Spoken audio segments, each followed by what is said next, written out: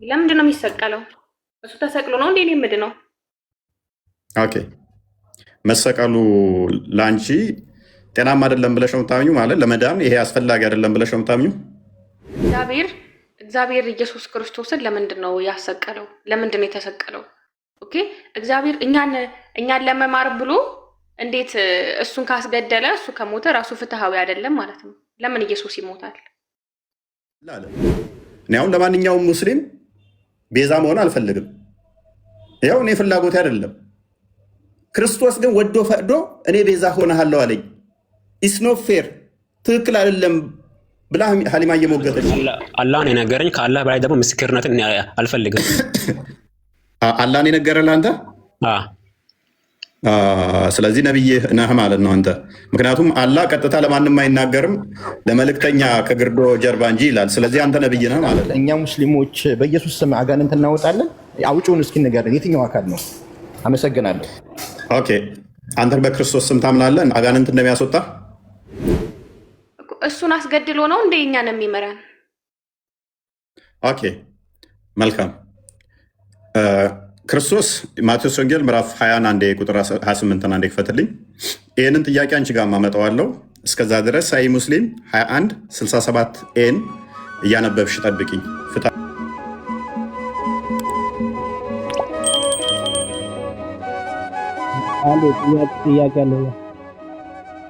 ጥያቄ በኋላ ላይ አሁን ስዕለቱ ላይ ብቻ ሙቤ። እሺ ማሄር ይቀድማል። አይ ቲንክ ማሄር እና አሊማ መቀጠል ይችላሉ።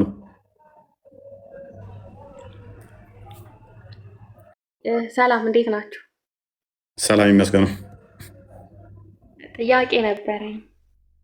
ጥያቄ በኋላ ላይ ኢየሱስ ቀጥታ የተናገረውን እንደሚሞት እንደሚሰቀል ለምን አታምኝም? አይ ሲጀመር የመሰቀሎች ጥቅሙ ምንድን ነው? ራሱ ለምንድን ነው የሚሰቀለው? ጥቅሙ ሌላ ጉዳይ እናወራለን፣ እሱ ችግር የለውም። ግን መሰቀሉን መናገሩ ለምን አታምኑ? አይ አልተሰቀለም ስለተባለም በቁርአን ግን እኔ ተሰቅሏል ቢባልም እኔ ጥቅም አለው ብዬ አላምንም ራሱ ማለት ነው። አልተሰቀለም ይላል ግን ቁርአኑ። አልገደሉትም አልሰቀሉትም ይላል አይደል? አልሰቀሉትም እና አልተሰቀለም አይለያይም።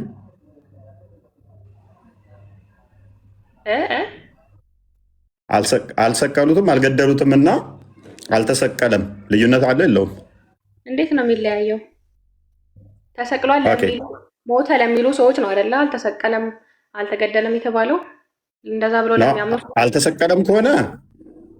አልተሰቀለም ከሆነ ከና አልተሰቀለም ሊሆን ይችላል። እሱ ላይ ሲሆን አልሰቀሉትም ሲሆን ግን ሰቀልን የሚሉት አካላት ስፔሲፊክ አካላቶች እናንተ እንዳላችሁት አይደለም ለማለት ሊሆን ይችላል።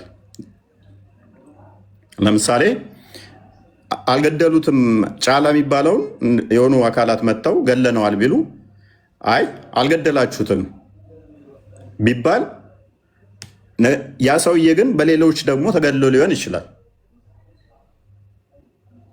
እንዴ አልተገደለም ከተባለ እኮ አልተገደለም። ምንድነው ልዩነቱ ራሱ? እንዴ በጣም ታወሳስባለህ እንዴ። እያልኩሽ ያለው ገዳዮቹ እናንተ አይደላችሁ። ለምሳሌ እሺ ሱራ 8 17 አንዴ ክፈትልኝ ክርስቲያን። ይህንን እስቲ አንድ ያስረጅኝ። ለምን መጽሐፍ ቅዱስ ላይ አልጠየቅህም? እፎይ እኔ ጥያቄ ልጠይቅ ነው የገባሁት። ትጠይቂያለሽ። ይህን ክፍል አንብቤው እስቲ። እኔ ያልኩሽ አሁን ምሳሌ የሰጠሁሽ ይኸው ቁርአኖች ላይ ያለ ነው። ይህን ክፍል እስቲ አሁን ፈስሪው። እንዴት ነው የምፈስረው? አንብበዋ። ከተነበበ እኮ ግልጽ ነው አይደለ? እኔ ግልጽ አልሆነልኝም። ምክንያቱም አልገደላችኋቸውም አለ። አልገደላችሁም አለን። አሁን አልገደላችሁም እያለ ነው ክፍሉ አይደለ? ግን አላገደላቸው አለ። ኦኬ ስለዚህ እንደዚህ ከሆነ እነሱ ነፃ ናቸው፣ ምንም እጃቸው እዛ ነገር ውስጥ የለም ብለን ስናስብ ጭብጥን አፈር በወረወረ ጊዜ አንተ አልወረወርክም አለ። ኦኬ አፈር በወረወራችሁ ጊዜ እናንተ አይደላችሁ መወረወራችሁት አለ። ግን አላህ ወረወረው አለ።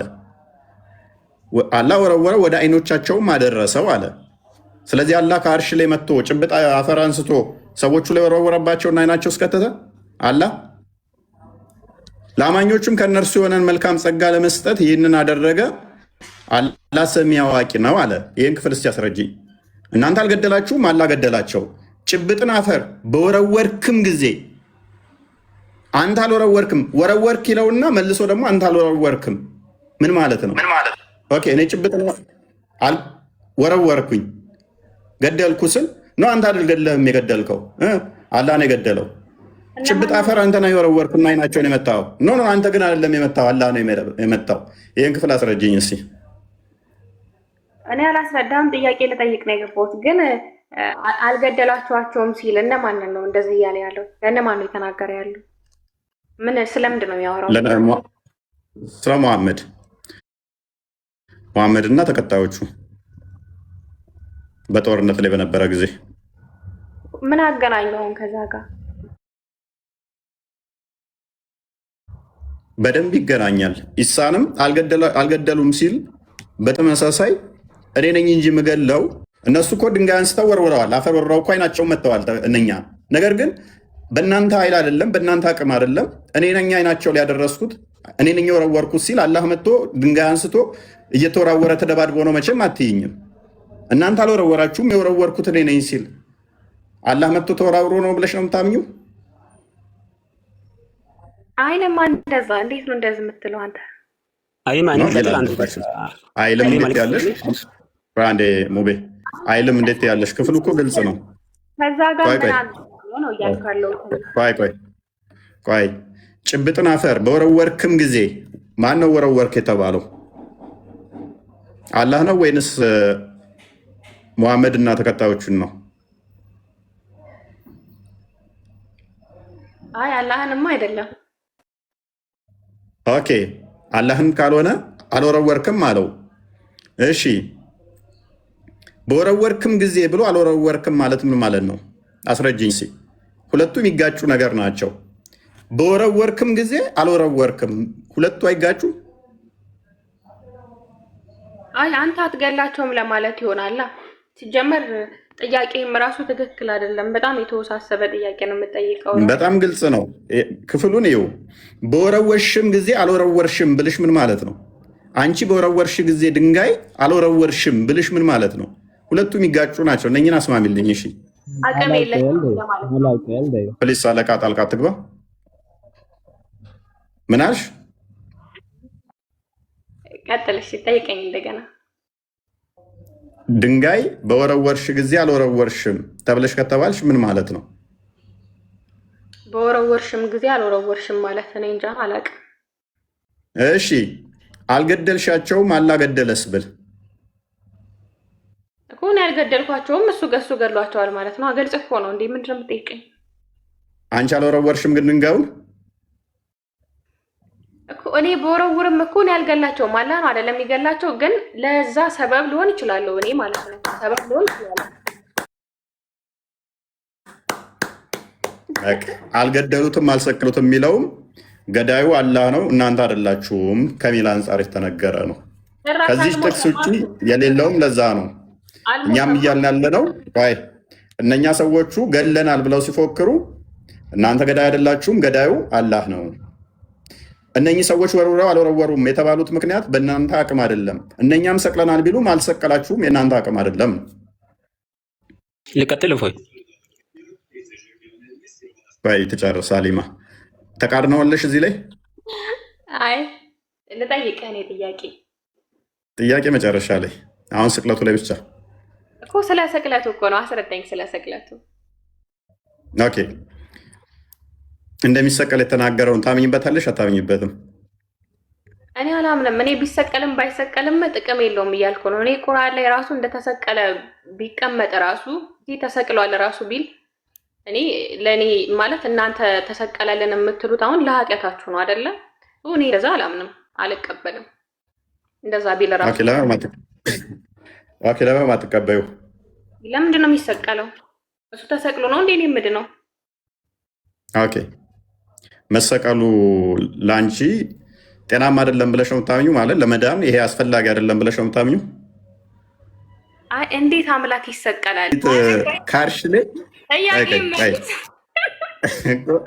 በየቀኑ ለሊት ይመላለሳል። አንድ ቀን አይደለም።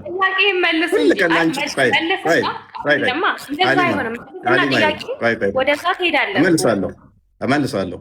እኮ ሳትሄድ መልሳ አየኩ አይደለ እኔስ ክርስቶስ መሰቀሉ ለቤዛነት ነው፣ ሊያገለግለን መጥቷል። እሱን እናምናለን እኛ። ይሄንን ደግሞ የምናፍርበትም ሳይሆን እጅግ አምላክ ለፍጡራኑ ካሳየው ፍቅሩን የገለጸበት አንድያ ልጁን እስከ ሞት ድረስ መስጠት ነው። ፍቅሩን የገለጸበት ሮሜ ምዕራፍ 5 ነው 6 ላይ አንዴ ቼክ አድርግልኝ ክርስቲያን። ፍቅር ምን ያህል እንደሆነ ጠላቶች እንኳን ሳለን እንዴት እንደወደደን ሐዋርያው ቅዱስ ጳውሎስ ሮሜ 6 ላይ አንዴ ቼክ አድርገው 5 ነው ኦኬ፣ ቁጥር 6 አካባቢ ኦኬ፣ ከቁጥር 6 አካባቢ ገና ደካሞች ሳለን ክርስቶስ ዘመኑ ሲደርስ ስለ ኃጢአተኞች ሞቷልና። ስለምን? ስለ ኃጢአተኞች ሞቷልና። ስለ ጽድቅ የሚሞት በጭንቅ ይገኝ ይሆናል። በጣም ስለምንወደው ሰው፣ በጣም ስለማፈቅራት ወይንም ስለምታፈቅረው ሴት ነፍሴን እሰጣለሁ ያሉት ሰውስ ነፍሱም ይሰጣል? ስለ ጻድቅ የሚሞት በጭንቅ ይገኛል። ስለ ቸር ሰው ግን ሊሞት እንኳ የሚደፍር ምናልባት ይገኝ ይሆን? ነገር ግን ገና ኃጢአተኞች ሳለን ከክርስቶስ ጋር ተጣልተን ከእግዚአብሔር ጋር ርቀን ሳለን ክርስቶስ ስለኛ ሞቷልና እግዚአብሔር ለኛ ያለው የራሱን ፍቅር ያስረዳል። ይልቁንስ እንግዲህ አሁን በደሙ ከጸደቅን በእርሱ ከቁጣው እንድናለን። ጠላቶች ሳለን ከእግዚአብሔር ጋር በልጁ ሞት ከታረቅን ይልቁንም ከታረቅን በኋላ በሕይወቱ እንድናለን። ስለዚህ ክርስቶስ የመጣው ሞትን በሞቱ ሊሽር ሕይወቱን ሊሰጠን ነው። ለዚህ ነው በእርሱ የሚያምን የዘላለም ሕይወት እንዲኖረው እንጂ እንዳይጠፋ እግዚአብሔር አንድያ ልጁን እስኪሰጥ ድረስ ዓለሙን እንዲሁ ምን ብሎታል? ወዷልና ይላል። እግዚአብሔር ፍቅር ነው፣ ፍቅር የሌለው እግዚአብሔርን አያውቅም ይላል። ዮሐንስ ወንጌል ምዕራፍ 3 ቁጥር 16 ላይ፣ አንደኛ ዮሐንስ ምዕራፍ 4 ቁጥር 8 እና ቁጥር 16 ላይ ይሄንን ክፍሎች ታገኛላችሁ። ስለዚህ እግዚአብሔር ፍቅሩን የገለጸበት ለፍጡራኑ አጥፍተው እንኳን የባሪያ መልክ ይዞ ማንኛውም ፍጡር ከፍጡራን ውስጥ በሰው ልክ የተካከለ በሰው ልክ በክብር የተፈጠረ የለም። ያ አክብሮ የሰራው የሰው ልጅ ጥፋት አጠፋ፣ ወደቀ። ነገር ግን እግዚአብሔር እውነተኛ ፈራጅ ስለሆነ ሞትን ፈረደበት። ሞቶ እንዳይቀር ደግሞ ይቅር ባይ ፍቅር አምላክ ነውና ሰው ልጅ እግዚአብሔርን መሆን ሽቶ ቢወድቅም ቢሞትም ዲያብሎስ ነግሶበት ሞት አስሮት እንዳይቀር ሞትን በሞት ለመሻር ያ የሰው ልጅ የናፈቀውን እግዚአብሔርን መሆን 16 አድርገው ለበጎቹ ሲል ነፍሱን ይህን እንደሚያደርግ ከዚህም በረት ያልሆኑ ሌሎች በጎች አሉኝ፣ እነርሱ ደግሞ ላመጣ ይገባኛል። ድምፄን ይሰማሉ፣ አንድም መንጋ ይሆናሉ፣ እረኛውም አንድ። የነፍሳችን ጠባቂ፣ የዓለሙ እረኛ፣ የዓለሙ ጠባቂ። በጎች እናንተ የምታረቡት አርዳችሁ ልበሉ፣ ሸጣችሁ ልብስ ልገዙባቸው፣ ጫማ ልትገዙባቸው፣ ቤት ልትሰሩባቸው ነው። ስጋቸውን ልበሉ ነው። የእኛ ጌታ የእኛ አምላክ ክርስቶስ የበጎቹ እረኛ እውነተኛው ጠባቂ የነፍሳችን ጠባቂ አይምን አርዶ የሚበላን ሳይሆን ነፍሱን ስለኛ የሚሰጥ ስለ በጎቹ የሚታረድ ስለ በጎቹ ፍቅሩን እንዲህ የገለጠ ነው። ጠባቂችን ድምፁን የምናውቀው እርሱም የሚያቀን ነፍሱን ስለኛ ሰጥቶ ዮሐንስ ወንጌል ምዕራፍ 11 ቁጥር 25 ላይ የሚያምንብኝ ቢሞት እንኳን ለዘላለም ይኖራል ብሎ የነገረን የሚያምንበት ምን የዘላለም ቢኖር ኢየሱስም ትንሣኤና ሕይወት እኔ ነኝ። ትንሣኤ እርሱ ብቻ ነው፣ ሕይወት እርሱ ብቻ ነው። የሚያምንብኝ ቢሞት እንኳን ሕያው ይሆናል። ሕያው የሆነም የሚያምንብኝ ሁሉ ለዘላለም አይሞትም። ይህን ታምኛለሽ አለ ክርስቶስ። በስጋ የተገለጠው ሕያው አምላክ በስጋ የተገለጠው የባሪያውን መልክ ይዞ የመጣው ያ የማይዳሰሰው የማይነካው የማይሞተው የማይጠማው የማይራበው የማይመታው በስጋ ተገልጦ ተዳሰሰ፣ ተመታ፣ ታመመ ስንል እኛን ለማክበር እሱ የባሪያን መልክ ይዞ መጣ። እግዚአብሔር እንዴት እንደዚህ ይሆናል በሚለው ከሄድን አይደለም የባሪያን መልክ ይዞ መምጣቱ እኛን በመጀመሪያ መፍጠሩ በራሱ ለሱ ክብር ነው ወይ? እርሱን ከፍ የሚያደርገው የሚያከብረው ነው ወይ? እኛን መፍጠሩ ራሱ እርሱ ጎሎበት የሆነ ነገር አስፈልጎት እዚህ ጋር መስራቱ እሱን ከፍ የሚያደርገው ነው ወይንስ እርሱ የባህሪ ገዢ ለፍጡራኑ የጸጋ ገዢ ሊሰጥ ነው? ጸጋውን ሰጥቶን በጸጋ ሰጥቶን የጸጋ ገዢ እንድንሆን አደረገን እንጂ የሆነ ነገር አስፈልጎት መፍጠሩ በራሱ ሀሊማ በጭቃንችን መስራቱ በራሱ አላ እሱን ከፍ ያደረገው ይመስልሻል? አንድ ሰው ቴሌቪዥን ሲሰራ ወይም ሞባይል ቢሰራ በዛ በቴሌቪዥን ወይም በሞባይል በፈጠረው ሊመሰገን ሊከበር ሊሸለም ይችላል። ፈጣሪ ዓለምን በመፍጠሩ እኛም በመፍጠሩ በጣም ጎበዝ ይባላል? ኦኬ ካለመፍጠሩ ያንን ከመፍጠሩ በፊት የሆነ ጉድለት ኖሮበት ሲፈጥር የሚያገኘው ክብር ይኖራል? ኖ መፍጠሩ ራሱ ለሱ ትልቅ ክብር ነው እንዴ? አይደለም እኮ አይደለም። እንኳን በስጋ መገለጡ ማለት ነው። በስጋ መገለጡ ደግሞ የባሪያውን መልክ የያዘ ምንን የሚያሳይ የሆነ ማለት ነው፣ ፍቅሩን የገለጸበት እግዚአብሔር ለሰው ልጅ ለፍጡራኑ ፍቅሩን የገለጸበት ሆነ ማለት ነው። የእናንተ ታውቂያለሽ፣ አላህ ለተራራ ተገልጧል። የእኛ አምላክ ግን ከተራራም በላይ ከመላእክትም ከማንኛውም በላይ የባሪያውን መልክ ይዞ የሰውን ለሰው ተገልጧል ብለን እናምናለን። አላህ ከሌሊቱ 1/3 ሁሌም ወደ አርሽ ይወርዳል ብለሽ ታምኛለሽ። የእኛ አምላክ ግን አንዴ ይሄንን ፈጽሞታል ብለን እናምናለን። አንዴ ሲያወራ እያስጨረሻ ሊማ የእናንተን ብቻ የእኛን አትንካብን የሚባል ነገር የለም እዚህ ንጽጽር ቤት ስለሆነ ማለት ነው። አይደለማ መጀመሪያ ስለ እስልምና ከሆነ ስለ እስልምና ብቻ ማለት እንዲገባሽ ነው፣ እንድትረጁ ነው ሀሊማ፣ እንድትረጁ ነው። ሌላ ለምንም አይደለም። እሺ ለአታኪንግ ምናምን አይደለም፣ እንድትረጁ ለመማማር ብቻ ነው። አንቺ ለአይምሮሽ የምትቀበዩን ነገር የተመለሰልሽ ነገር ትይዣለሽ፣ ችግር የለውም። እሺ እኔ እያልኩ ያለሁት እግዚአብሔር ኢየሱስ ክርስቶስን ለምንድን ነው ያሰቀለው? ለምንድን ነው የተሰቀለው? ኦኬ እግዚአብሔር እኛን ለመማር ብሎ እንዴት እሱን ካስገደለ እሱ ከሞተ ራሱ ፍትሃዊ አይደለም ማለት ነው። ለምን ኢየሱስ ይሞታል? ኦኬ ፍትሃዊ አይደለም የምትይው በምን እንዳይተሹ? ለምን ኢየሱስ ክርስቶስን አስገደለው? ለምን ሞተ እኮ ፍትሃዊ አይደለም ስትይ ዳኝነትሽ ምን ላይ ቆመሽ? እሱን አስገድሎ ነው እንደ እኛን የሚመራን? ኦኬ መልካም። ክርስቶስ ማቴዎስ ወንጌል ምዕራፍ 21 አንዴ ቁጥር 28 አንዴ ክፈትልኝ። ይህንን ጥያቄ አንቺ ጋር ማመጣዋለሁ። እስከዛ ድረስ ሳይ ሙስሊም 21 67 ኤን እያነበብሽ ጠብቂኝ። ፍትሃዊ አይደለም ላልሽው እኔም ፍትሃዊ አይደለም ያልሽበትን በዛው ቻሌንጅ ስለማደርግሽ እንዲህም ይላል። እንዲሁም ስም ጥያቄ ልጠይቅ ነው የገባሁት። ከፍትህ አንጻርማ ካነሳሹ እናንተ ጋር ብዙ ስላለ በኢሳ ምትክ ሌላ ተሰቀለ ብላችሁ ስለምታምኑ ያ እንዲህም ይላል ሀሊማ፣ እንዲሁም የሰው ልጅ ሊያገለግል ነፍሱንም ለብዙዎች ቤዛ ሊሰጥ እንጂ እንዲያገለግሉት አልመጣም አለ። ክርስቶስ የመጣሁት ለእናንተ ቤዛ ልሆን ነው፣ ላገለግላችሁ እንጂ እንድታገለግሉኝ አይደለም አለ። ስለ ፍትህ አንጻር የምናነሳው ከእኛ አንጻር ነው ወይንስ ከእሱ አንጻር? እሱ ከሆነ ኖ እኔ የመጣሁት ነፍሴን ልሰጣችሁ ፍቅሬን እዚህ ማች ልገልጽላችሁ ነው አለን። ኖ ተሳስተሃልን በለው። በየትኛው ዳኝነት እኔ የመጣሁት ላገለግላችሁ ነው ሲለን ማገልገል ትክክል አይደለም? በምን በየትኛው ህግ? ዮሐንስ ወንጌል ምዕራፍ 13 ቁጥር 13 ነው ክፈተው። ለምንድን ነው የመጣሁት አለን? ላገለግላችሁ። እንዴት ነው የሚያገለግለን? እንየው። እናንተ መምህርና ጌታ ትሉኛላችሁ፣ እንዲሁ ነኝና መልካም ትላላችሁ። እንግዲህ እኔ ጌታና መምህር ስሆን እግራችሁን ካጠብኩ እናንተ ደግሞ እርስ በርሳችሁ እግራችሁን ትተጣጠቡ ዘንድ ይገባችኋል አለ። እኔ መምህራችሁ ጌታችሁ ስሆን እግራችሁን ካጠብኩ እናንተ ይህንን ታደርጉ ዘንድ ይገባል ብሎ አገልግሎቱ እግር እስከ ማጠብ ድረስ እንደሆነ ነገረን። እኔ ለእናንተ እንዳደረግኩ እናንተ ደግሞ ታደርጉ ዘንድ ምሳሌ ሰጥቻችኋለሁ አለ። እኔ የተገለጥኩት ምን አይነት ፍቅር ስቦኝ እናንተ ጋር መጣው፣ ይሄን አደረግኩኝ።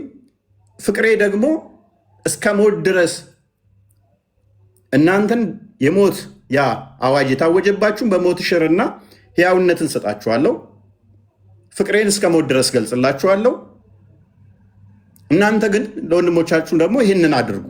አንደኛ ጴጥሮስ ምዕራፍ 2 ቁጥር 22 አንድ ክፈተው። ይህንን አድርጉ አለን። ኖ ይሄ ጤናማ አይደለም፣ ትክክል አይደለም።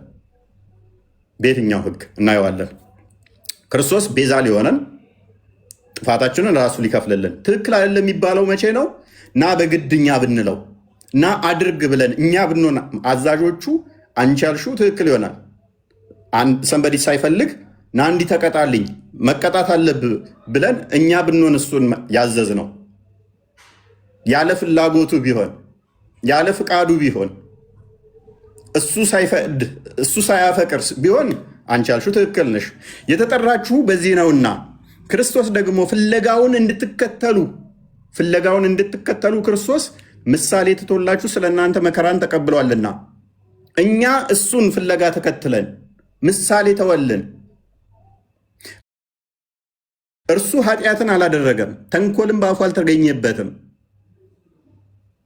ሲሰድቡት መልሶ አልተሳደበም፣ መከራን ሲቀበል አልዛተም። ነገር ግን በጽድቅ ለሚፈርድ ራሱን አሳልፎ ሰጠ። ለኃጢአት ሞተን ለጽድቅ እንድንኖር እርሱ ራሱን በስጋው ኃጢአታችንን በእንጨሌ የተሸከመ በመገረፉ ቁስል ተፈወሳችሁ አለን። ስለዚህ ክርስቶስ ፍለጋውን እንድንከተል ይሄ ሁሉ ካደረገልን፣ ምሳሌውን እንድንከተል ይሄ ሁሉ ከሰጠን፣ ይሄ ሁሉ ምሳሌ ካደረገልን፣ ይሄ ትክክል አይደለም። በየትኛው ራሱ እኮ ነው ፍቅር ስቦት መጥቶ ይሄን ያደረገው። ራሱ ነው ወዶ ፈቅዶ ይሄን ያደረገው። ኖ ስህተት ነው ካልን በየትኛው ህግ በምኑ ስህተት ነው ለማለት? ነገር ግን እግዚአብሔር በምህረቱ ባለጸጋ ስለሆነ ከወደደን ከትልቅ ፍቅሩ የተነሳ በበደላችን ሙታን እንኳ በሆን ጊዜ ከክርስቶስ ጋር ህይወትን ሰጠን፣ በጸጋ ድናችኋልና ይላል 3:16 ዮሐንስ 3። ስለዚህ ከጸጋው አንጻር ከፍቅሩ አንጻር እንዲሁ ከወደደንና ይሄንን ካደረገልን በእርሱ የሚያምን ሁሉ የዘላለም ህይወት እንዲኖረው እንጂ እንዳይጠፋ እግዚአብሔር አንድያ ልጁን እስኪሰጥ ድረስ ዓለሙን እንዲወዷልና እዚህ ስማሽ ፍቅሩን ከገለጸልን፣ ኖ አንተ ተሳስተሃል። በምን ህግ? ምኑ ነው ስህተት? እኛ ብንሆን ያዘዝነውና ሳይወድ ሳይፈቅድ እሱ ሳይወደን በግድ አድርግ ብንለው እኛ ብንሆን ኢትስ ኖት ፌር፣ እንደዚህ መሆን የለበትም እንላለን። ሳይ ሙስሊም 1:67 ኤሌ እንዳለው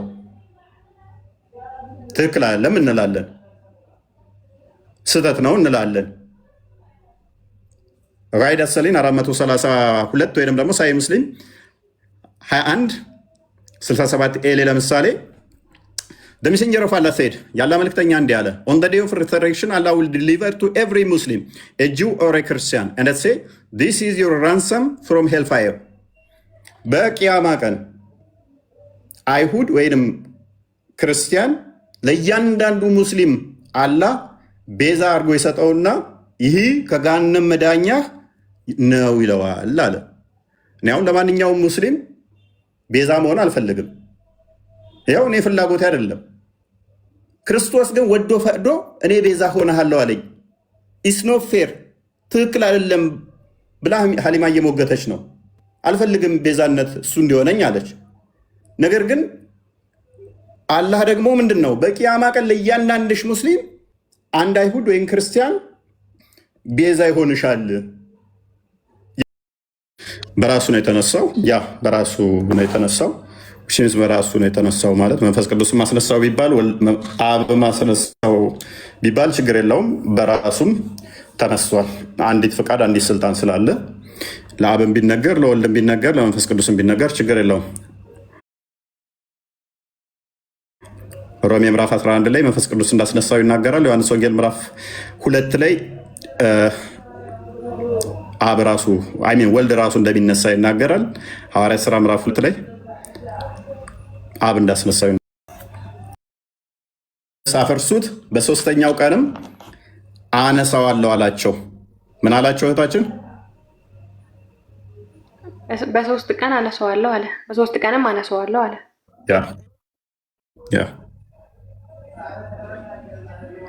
ልጋምሽ ልጨምርልሽ እስኪ ከታች ቀጥሎ ምን ይላል? ከዛ እሺ፣ ስለዚህ አይሁድ አንጎራጎሩ።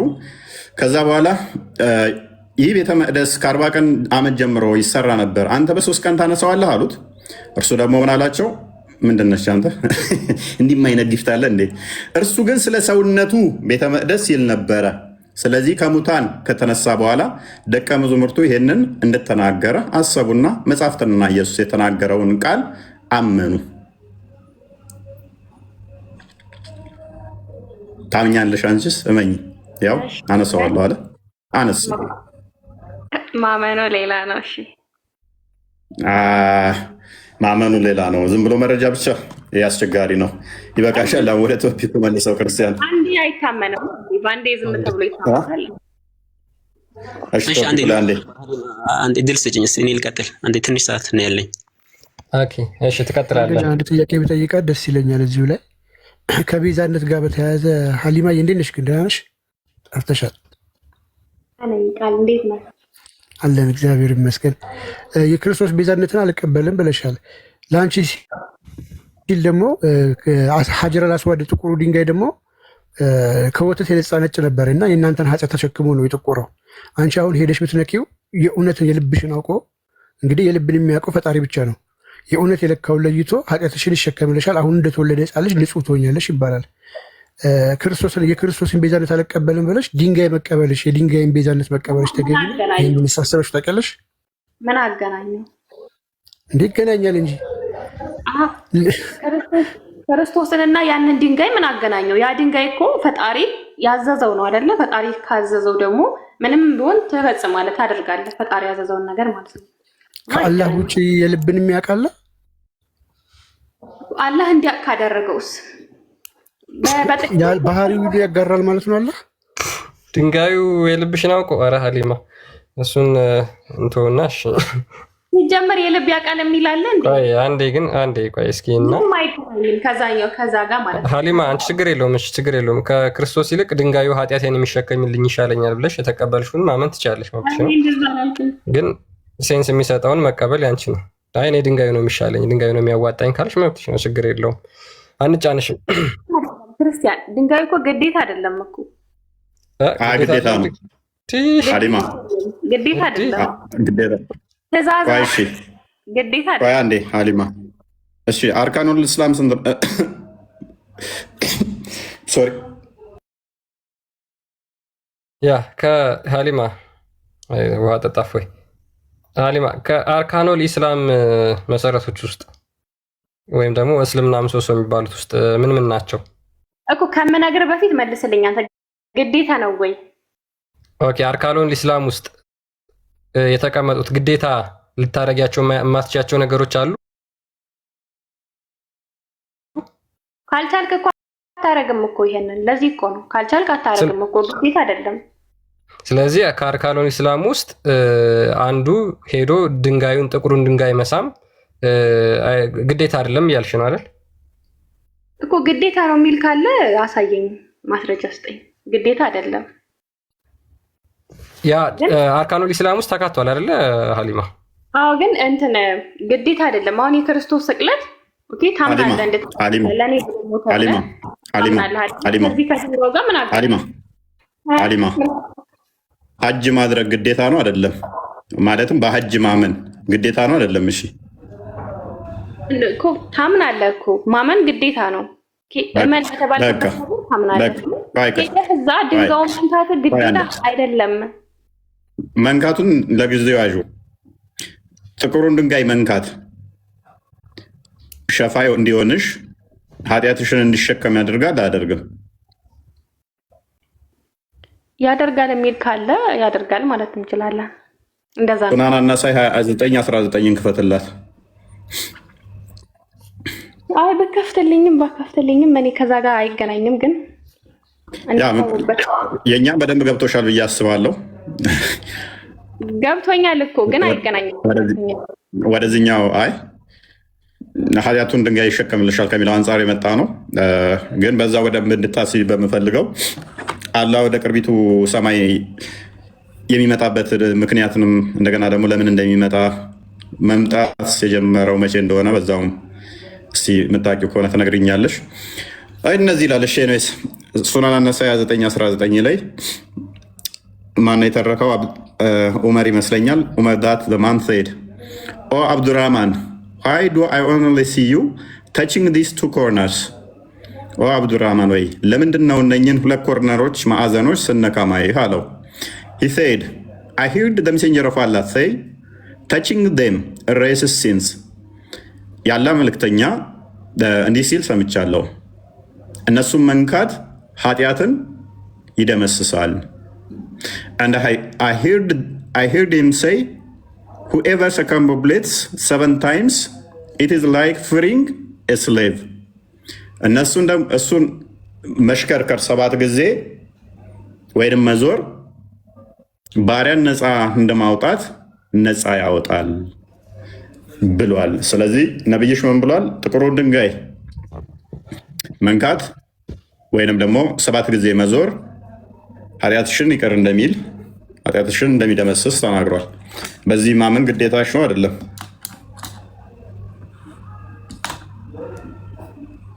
ያው ከነካችሁት ኃጢአታችሁን ያስተሰርይላችኋል ከተባለ ያው ማመን እኮ አለብኝ፣ አምናለሁ። ግን ሄጄ መንካቱ ግዴታ አይደለም እያልኩ ነው። ብነካም ባልነካም ግዴታ አይደለም። ግን ብሄድ ይሆናል ማለት ነው።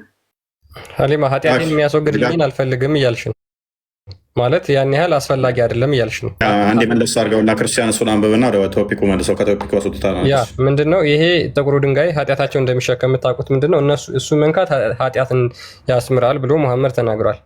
እንግዲህ ጥቁሩ ድንጋይ ከገነት ከመውረዱ በፊት ማለትም ገነት እያለ ማለት ነው ነጭ ነበረ። the black stone descended from the paradise። እንግዲህ ይሄ ድንጋዩ ሄደው የሚስሙት ማለት ነው መካ ውስጥ ያለው የወረደው ከገነት ነው። and it was more white than milk ከወተት ይልቅ ነጭ ነበር። then it was blackened by the sins of the children of Adam ከዛ በኋላ በሰዎች በአዳም ልጆች ኃጢአትን እንደዛ ጠቆረ ይላል። የጠቆረበት ምክንያት በምንድነው? በኃጢአታቸው ምክንያት። አይ ኃጢአቴን የሚያስወግድልኝን ነገር ባረገውም ባላረገውም ችግር የለም ካልሽ መብትሽ ነው። ግን አላህ ድንጋዩን ለኃጢአትሽ ማስወገጃነት ሰጥቶሻል ማለት ነው። ኦኬ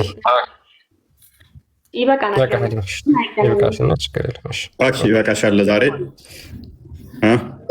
ገንዘብ ላለው ሰው ግን ግዴታ አይደለም ሀጂ። ለምሳሌ ገንዘብ ላለው ሰው ሀሊማ ግዴታ አይደለም? ገንዘብ ላለው ሰው ግዴታ ነው። ገንዘብ ያለው ሰው ግዴታ ማድረግ አለበት።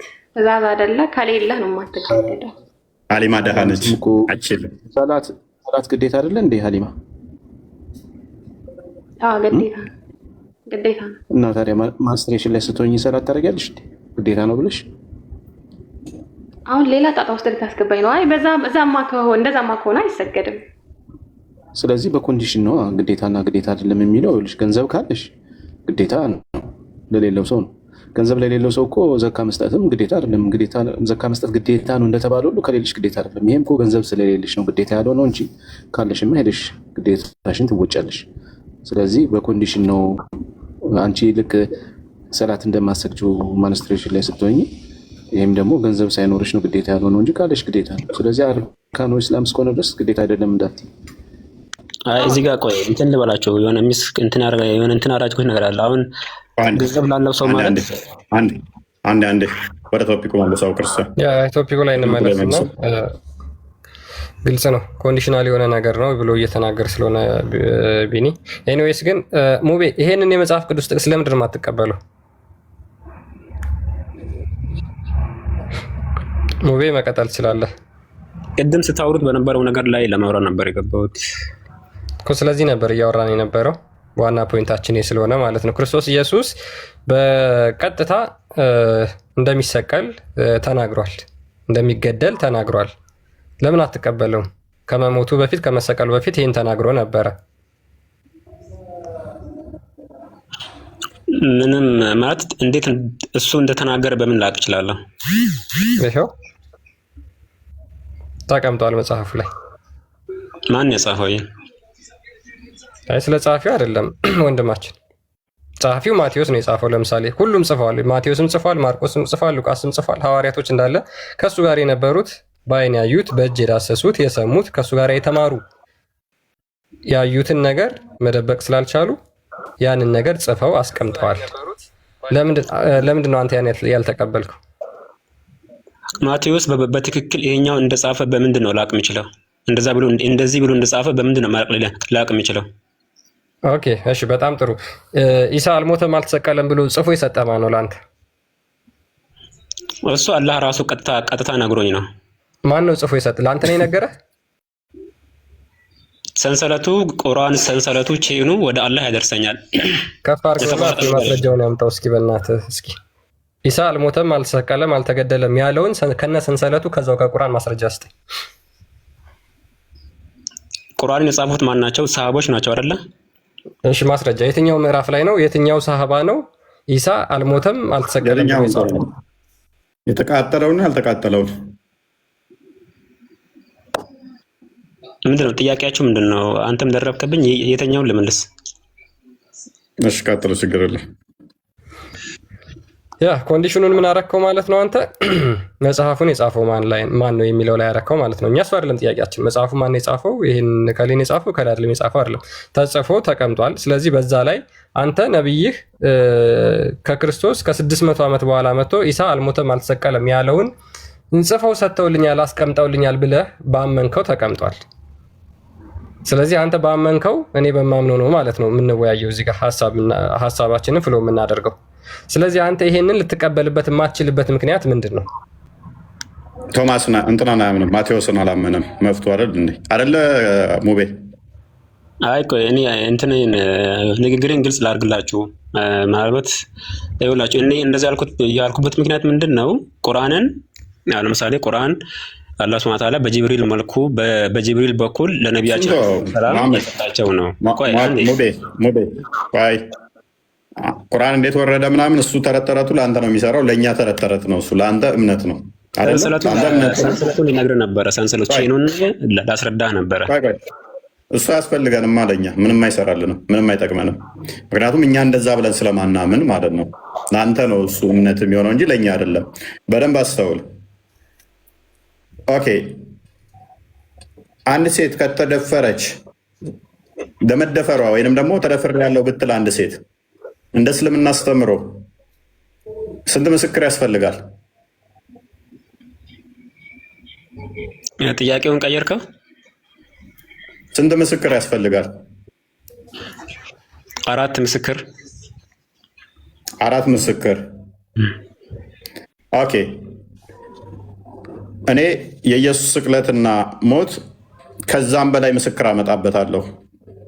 ማቴዎስን እንዴት አመንከው ላልከው ማቴዎስ 1፣ ሉቃስ 2፣ ማርቆስ 3፣ ዮሐንስ 4፣ ጳውሎስ 5፣ ያዕቆብ 6፣ ይሁዳ 7 እያልኩ ከ10 በላይ ከዛም በላይ ሰጥሃለሁ። አንተ አንድ ዝሙት ለሰራች ሴት እንኳን 4 ምስክር ያስፈልጋል ብለህኛል አይደለ? ግዴታ አይደለም እሱ ከሌላ ስለዚህ ይህንን ታሪካዊ የሆነ ለውጥ እንትን የሚል አንተ ሙሐመድን የሚረዳ 3 መረጃ ስጠኝ እስቲ። አልተሰቀለም የሚል 3 አይደለም ተሙሐመድ ተነገረ ውጪ እስቲ 2 አንጣ። 2 አይደለም 1 በቃ አደረኩልህ። እሳቸው አይደለም አላህን የነገረኝ። ከአላህ በላይ ደግሞ ምስክርነትን አልፈልግም። አላህን የነገረህ ለአንተ? ስለዚህ ነብይ ነህ ማለት ነው አንተ። ምክንያቱም አላህ ቀጥታ ለማንም አይናገርም ለመልእክተኛ ከግርዶ ጀርባ እንጂ ይላል። ስለዚህ አንተ ነብይ ነህ ማለት ነው። ነብዩ ሙቤ እንዴት ነህ? እኔ በስነ ስርዓት እያወራሁ ለምን ቀልድ ምናምን አላስፈልግ ነገር ራስን አልከው። ቀጥታ አላህ የነገረኝ ያልከው አንተ ነህ፣ እኔ አይደለሁም ያልኩት። ምን ማለት ነው? እንደዛ ማለት እኮ አላህ ሱብሓነሁ ወተዓላ በነቢዩ መሐመድ በኩል ነግሮኛል ነው ያልኩ። በእሳቸው በኩል ይህን እያናገረኝ ነው። ቆይ እኔ ጠየቅኩ መሐመድ የነገረህን ሳይሆን ከመሐመድ ውጭ ነው ያልኩህ። በደንብ አስተውሉ። ለሴት ዝሙት ለሰራች እንኳን 4 ምስክር ያስፈልጋል ያሉ አካላት አንድ ሚዩት አድርግ አሊ፣ ይደርባል። ዝሙት ለሰራች እንኳን 4 ያስፈልጋል ያሉ አካላት ጳውሎስን ስናመጣ ምን ጠየቀን? ጳውሎስ ትክክል ለመሆኑ ምንድነው ማስረጃው አለን። ጳውሎስ ከእግዚአብሔር ሰምቶ የታለ ምስክርነቱ? አዳምጣ፣ ይኸው ተከፍቶላል ፊት ለፊት በደንብ አስተውሉ። እሱ በትክክል እንደዛ ብሎ እንደጻፈ በምንድን ነው ማወቅ? እሺ ላዳምጣ። ይኸው ተከፍቶላል እኮ ፊት ለፊት።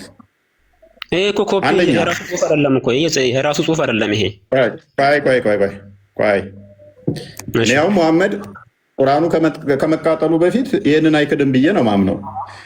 ቁርአኑ ስለተቃጠለ ነው። የተቃጠለው ቁርአን ላይ ነው አልሰቀሉትም አልገደሉትም የሚለው የገባው እንጂ ያልተቃጠለው ቁርአን ቢሆን ኖሮ እንደሰቀሉት በግልጽ ሊያምን ይችላል መሐመድ። ምክንያቱም የተቃጠለው ቁርአን አሁን የሚያምኑት ሙስሊሞች የተቃጠለው ቁርአን ነው እና ብዙ ርዕሶችን እያነሳ ነው። እዛ ላይ እንግባ። እሺ፣ ስለተቃጠለው ቁርአን እናውራ። እሺ፣ ብዙ አዳም በደንብ አስተውሉ።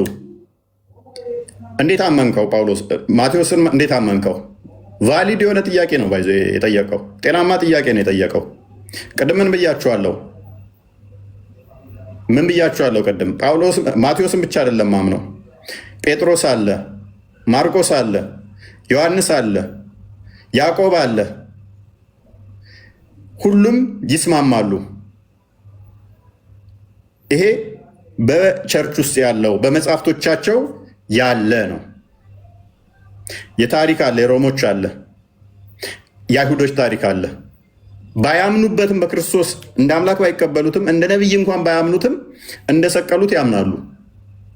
ይሄ ሁለተኛ ማስረጃ ነው። ይሄ ልጅ ሙቤ ሙስሊም እንደመሆኑ መጠን ደግሞ ማቴዎስን እንዴት አመንከው ብሎ ይሞግተኛል። ጤናማ ሙግት ነው። እነኚህ ሁሉ ደጋፊ መረጃ አምጥቼም ማቴዎስን፣ ዮሐንስን፣ ጴጥሮስን ላለመቀበል ይንገዳገዳል። መፍቱ ነው። ሙፈሲሮቹ ደግሞ ማቴዎስን፣ ጴጥሮስን፣ ዮሐንስን ትክክለኛ የክርስቶስ ደቀ መዝሙር ናቸው ብለው የእሱ ሙፈሲሮች ያምናሉ። የእሱ ሊቃውንቶች፣ እሱ የሚመራባቸው፣ እሱ የሚከተላቸው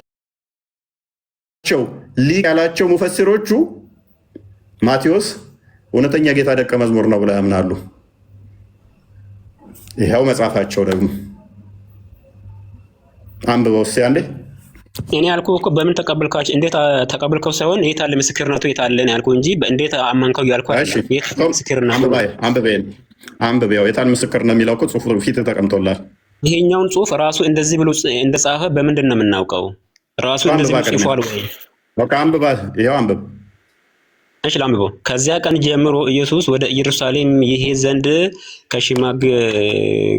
ከሽማግሌዎችና ከካህናት አለቆች ከጻፎችም ብዙ መከራ ይቀበልና ይገደል ዘንድ በሦስተኛውም ቀን ይነሳ ዘንድ እንዲገባው ለደቀ መዛሙርቱ ይገልጥላቸው ጀመር ይላል። ይህንን የት ወንጌል ነው ያለው?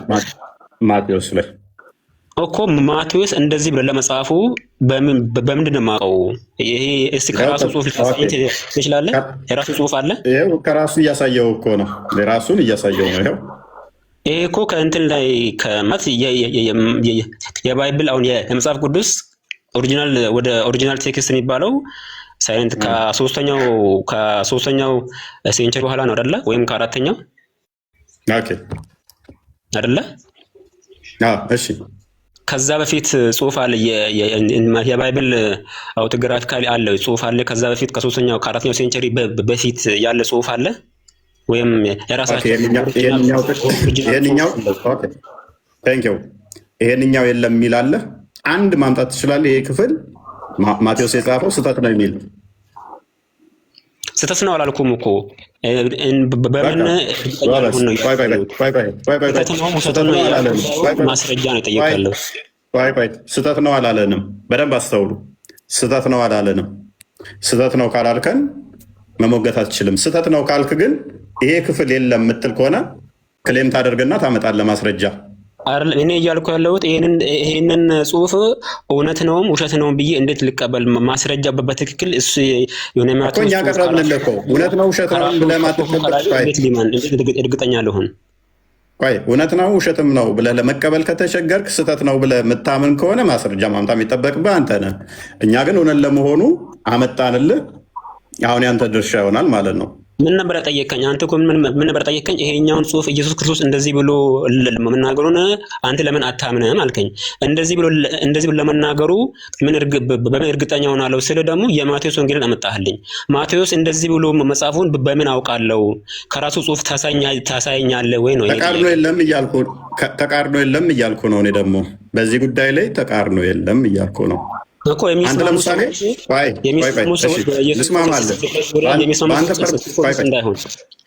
በአንተ ፐርሚስ ልስማማለህ። ቁርአንን ለምንድን ነው ያመንከው? አልሰቀሉትም ብለህ ቁርአንን አልሰቀሉትም ብለህ ቁርአንህን መሰረት ለምንድን ነው ያመንከው? ምክንያቱም ሰንሰለቱ ቼኑ እስከ አላህ ድረስ ስለሚያደርሰኝ ቀጥታ አላህ የነገረኝ ነው። ምንም የተቋረጠ ሰንሰለት የለውም ቼኑ። አሁን ለምሳሌ እኔ የቀረሁት ቁርአን ማን ያስቀራኝ? ኡስታዜን ያስቀራኝ። ኡስታዜ ከማን ያቀረው እየተባለ ሄዶ ወደ ሰሃቦች ይደርሳል። ሰሃቦች ነቢያችን ይደርሳሉ። ከዛ ደግሞ አላህ ወጣ ይደርሳል። አምጣልኝ እንደዛ ሚል እኔ ቼን ልስጥህ። እኔ አሁን ቼን እሰጥሃለሁ፣ የአንተን ቼን አሳየኝ። ያስተማሩንን እኔ እሰጥሃለሁ። አሁን ያንተን ይሄንን ቼኑን አይደለም አላህ ድረስ፣ በደንብ አስተውል። አይደለም አላህ ድረስ ኢብኑ ተሚያ ድረስ ሂድልኝ እስቲ።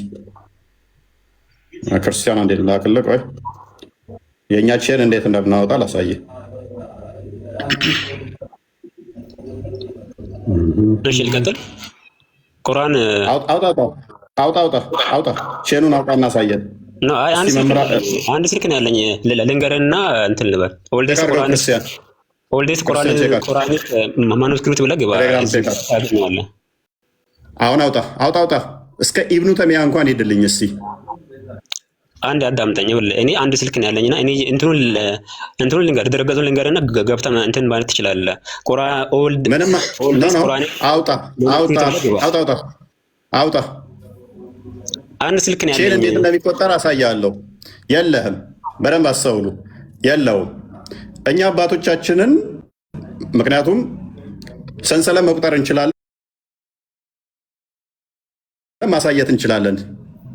በሁለት እጥፍ አድርገንልህ መሄድ እንችላለን። እኛ ማሳየት እንችላለን። እነኚህ የምታያቸው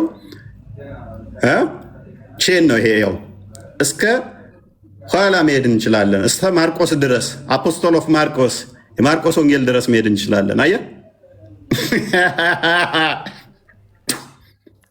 ኤኒዌይስ እኛ ጋር እንዳሞከሩት ኤኒዌይስ አሁን ማይክን ትይዝና መረጃውን ትከፍታለህ። ማን ጋር እንደምታወራ እወቅ በመጀመሪያ። ኦኬ ሳይ ቡሃሪ 49:87ን ክፈትልኝ።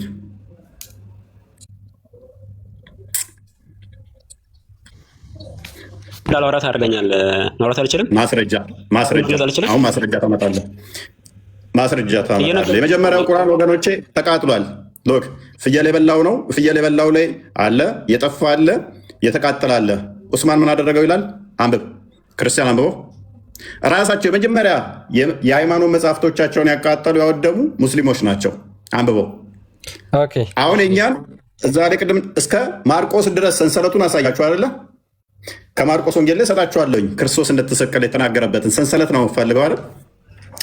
ቀጥል። ያ ምንድነው? የቁርአን የመጀመሪያዎቹ ቁርአኖች ተቃጥለዋል። ኡትማን ሴንት ኤቭሪ ሙስሊም ፕሮቪንስ ዋን ኮፒ ኦፍ ዋት ዜ አር ኮፒድ ኤንድ ኦርደርድ ዛት ኦል ዘ አዘር ቁርአኒክ ማቴሪያል ዌዘር ሪትን ኢን ፍራግመንታሪ ማኑስክሪፕት ኦር ሆል ኮፒስ ቢ በርንት። ምንድነው እንዳለ እስቲ ከላይ ጀምር አንብበው። አንድ ክርስቲያን ይቅርታ፣ ከላይ ጀምር አንብበው እስቲ። ያዝና አንብብ። እኛ መቃጠሉ ነው የምንፈልገው። ምን አደረገው? ኮፒዎቹ ሰበሰበና የመጀመሪያውን አዳም አረብሽ ሎክ ቁርአኑን የመጀመሪያ ቁርአን የለም። ራሳቸው ሰብስበው መረጃ ለማጥፋት ክርስቶስ እንደተሰቀለ የሚናገርበትን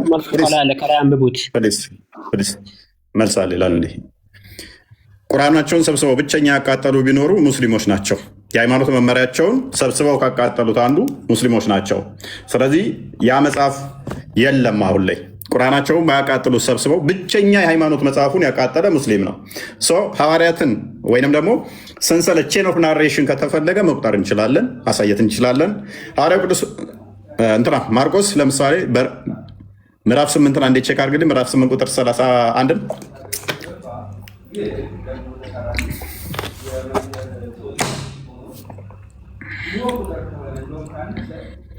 የሰው ልጅ መከራ ሊቀበል ከሽማግሌዎችም ከካህናትም አለቆች ከጸሐፍቶችም ሊጣል ሊገደልም ከሶስት ቀንም በኋላ ሊነሳ እንዲገባው ያስተምራቸው ጀመር። ቃሉንም ገልጾ ይናገር ነበረ። ጴጥሮስ ወደ እርሱ ወስዶ ይገስጸው ጀመር። ማቴዎስ መጽሐፉን በምን እናውቃለን? አሁን ማርቆስ መሰከረልን። እዛ ጋ ማቴዎስ ምን ብሎ ጻፈ? እዛ ጋ ክርስቶስ እሰቀላለሁ እሞታለሁ ሲል ጴጥሮስ ምን ይል ጀመር? ተው አይሁንብህ ይቅርብህ ሲል ነበር። እዛ ጋ እዚህ ጋር ደግሞ ማርቆስ ደግሞ ምን ብለው ነገረን? ክርስቶስ እንደሚሰቀል እንደዚህ ነገረንና ጴጥሮስ ተው እያለው ነበር ብሎ ማርቆስ ነገረን። ማርቆስ ደግሞ የማን ተማሪ ነው? የጴጥሮስ ተማሪ ነው። አንደኛ ጴጥሮስ ምዕራፍ 5 አንድ የሸካርልኝ ቁጥር መጨረሻ አካባቢ ላይ ተማሪው ነው ጴጥሮስ ደግሞ ለማርቆስ ይመሰክርለታል። ኦኬ ከቤት እንዳወጣችሁ በቃ እሱ አካባቢ ኖ መልሰው መጨረሻ አካባቢ በቃ ኦኬ። ከእናንተ ጋር ተመርጣ ባቢሎን ያለች ቤተክርስቲያን ልጄ ማርቆስ ሰላምታ ያቀርብላችኋል። ልጄ ማርቆስ ሰላምታ ያቀርብላችኋል። አንዳቸው ለአንዳቸው በዛ እንደነበሩ ለመጻፋቸው ምስክር ይሆናሉ። አያችሁ፣ ሰንሰለት ማለት ይሄ ነው። ዝም ብሎ ሰንበዲ መጥቶ ከጊዜ በኋላ ሙፈሲር ተብሎ እንደነ ኢብኑ ተሚያ እንደነ ኢብን ከሲር ዝም ብሎ ብድግ ብሎ የሚተረትረው ተረት አይደለም። እኛ እነኚህ እነማን ናቸው? ጌታ የመረጣቸው ደቀ መዝሙርቶቹ ናቸው። ጴጥሮስ የጌታ ደቀ መዝሙር ነው። ማርቆስ ከ12ቱ የጌታ ደቀ መዝሙር አንዱ ባይሆንም የጴጥሮስ ተማሪ ነው። አንዳቸው ለአንዳቸው እንዲመሰክራሉ። አያችሁ፣ ሰንሰለት ማለት ይሄ ነው። ያኔስ ቀጥሉ። እንደዚህ አይነት ነገር ውስጥ ከገቡ እኮ ጭራሽ እነሱ መወጣት የማይችሉበት ችግር ውስጥ ነው የሚገቡት እና በጣም አስቸጋሪ ነው የነሱ። ቁርአን አንድም ነገር ባልተናገረበት ትንፍሽ ባላለበት ነገር ሙስሊሞቹ ጭንቅላታቸውን ይጠቀማሉ። ጎበዝ ናቸው። ከሙሐመድ ይሻላሉ፣ ከቁርአን ይሻላሉ። ጭንቅላታቸውን ለመጠቀም ይሞክራሉ።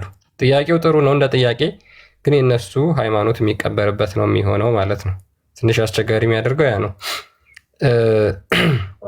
ስለ ክርስቶስ ስቅለት ከኢንተርናል ኤቪደንስም ኤክስተርናል ኤቪደንስም በጣም እጅግ በጣም በርካታ ማስረጃዎችን አምጥቶ ማሳየት ይቻላል። በብሉይ ኪዳን ክርስቶስ ኢየሱስ እንደሚሰቀል ለምሳሌ ትንቢት ተነግረውለታል። ነቢያቶች ትንቢት ተናግረዋል።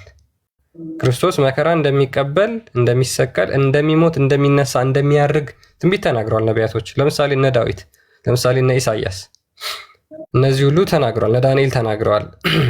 ስለዚህ በብዙ ነቢያቶች ትምህርት የጸና ከዛ በኋላ ደግሞ በሐዋርያቶች የተረጋገጠ እነዚህ ትምህርቶች ናቸው የክርስትና መሰረቶች።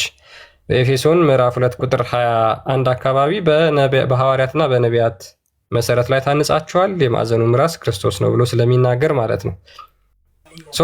ለምንድነው ሙስሊሞች ነቢያቶችን የማትቀበሉት? ለምንድነው ሐዋርያቶችን የማትቀበሉት? እነሱ ስለ ክርስቶስ ሞትና ትንሣኤ እንደሚሞት፣ እንደሚሰቀል፣ እንደሚነሳ ስለተናገሩ ማለት ነው። መሐመድ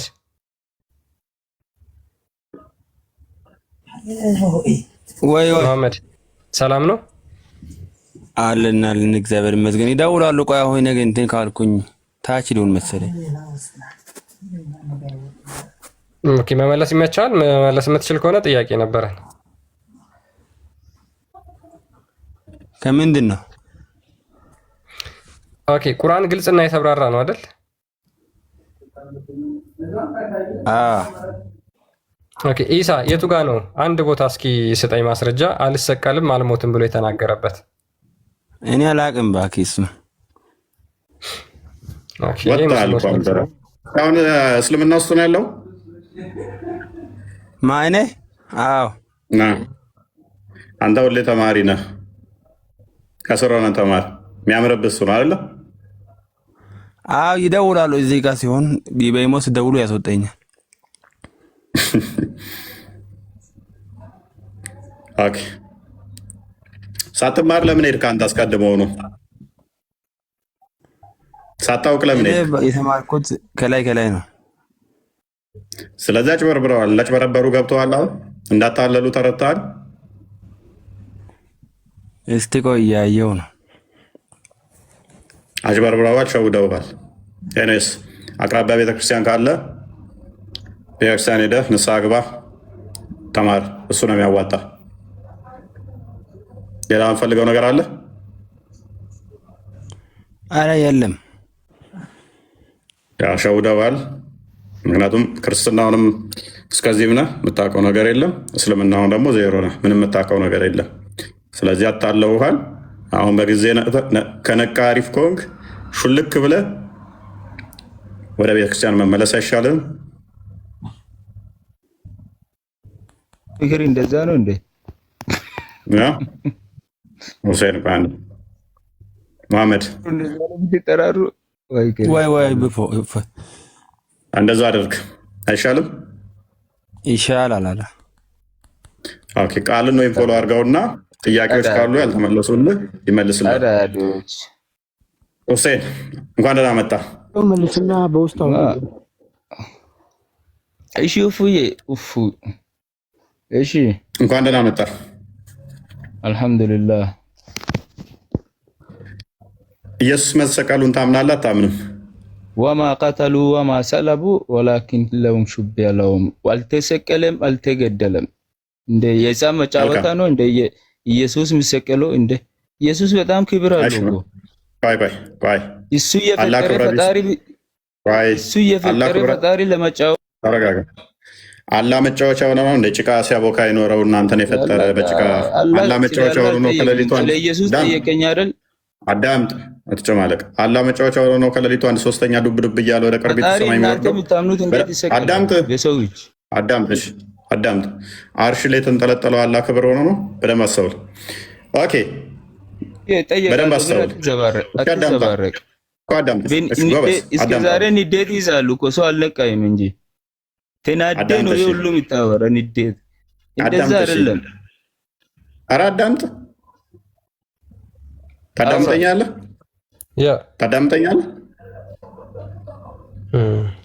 መልካም። ኢሳ ነብይ ነው እንዴ?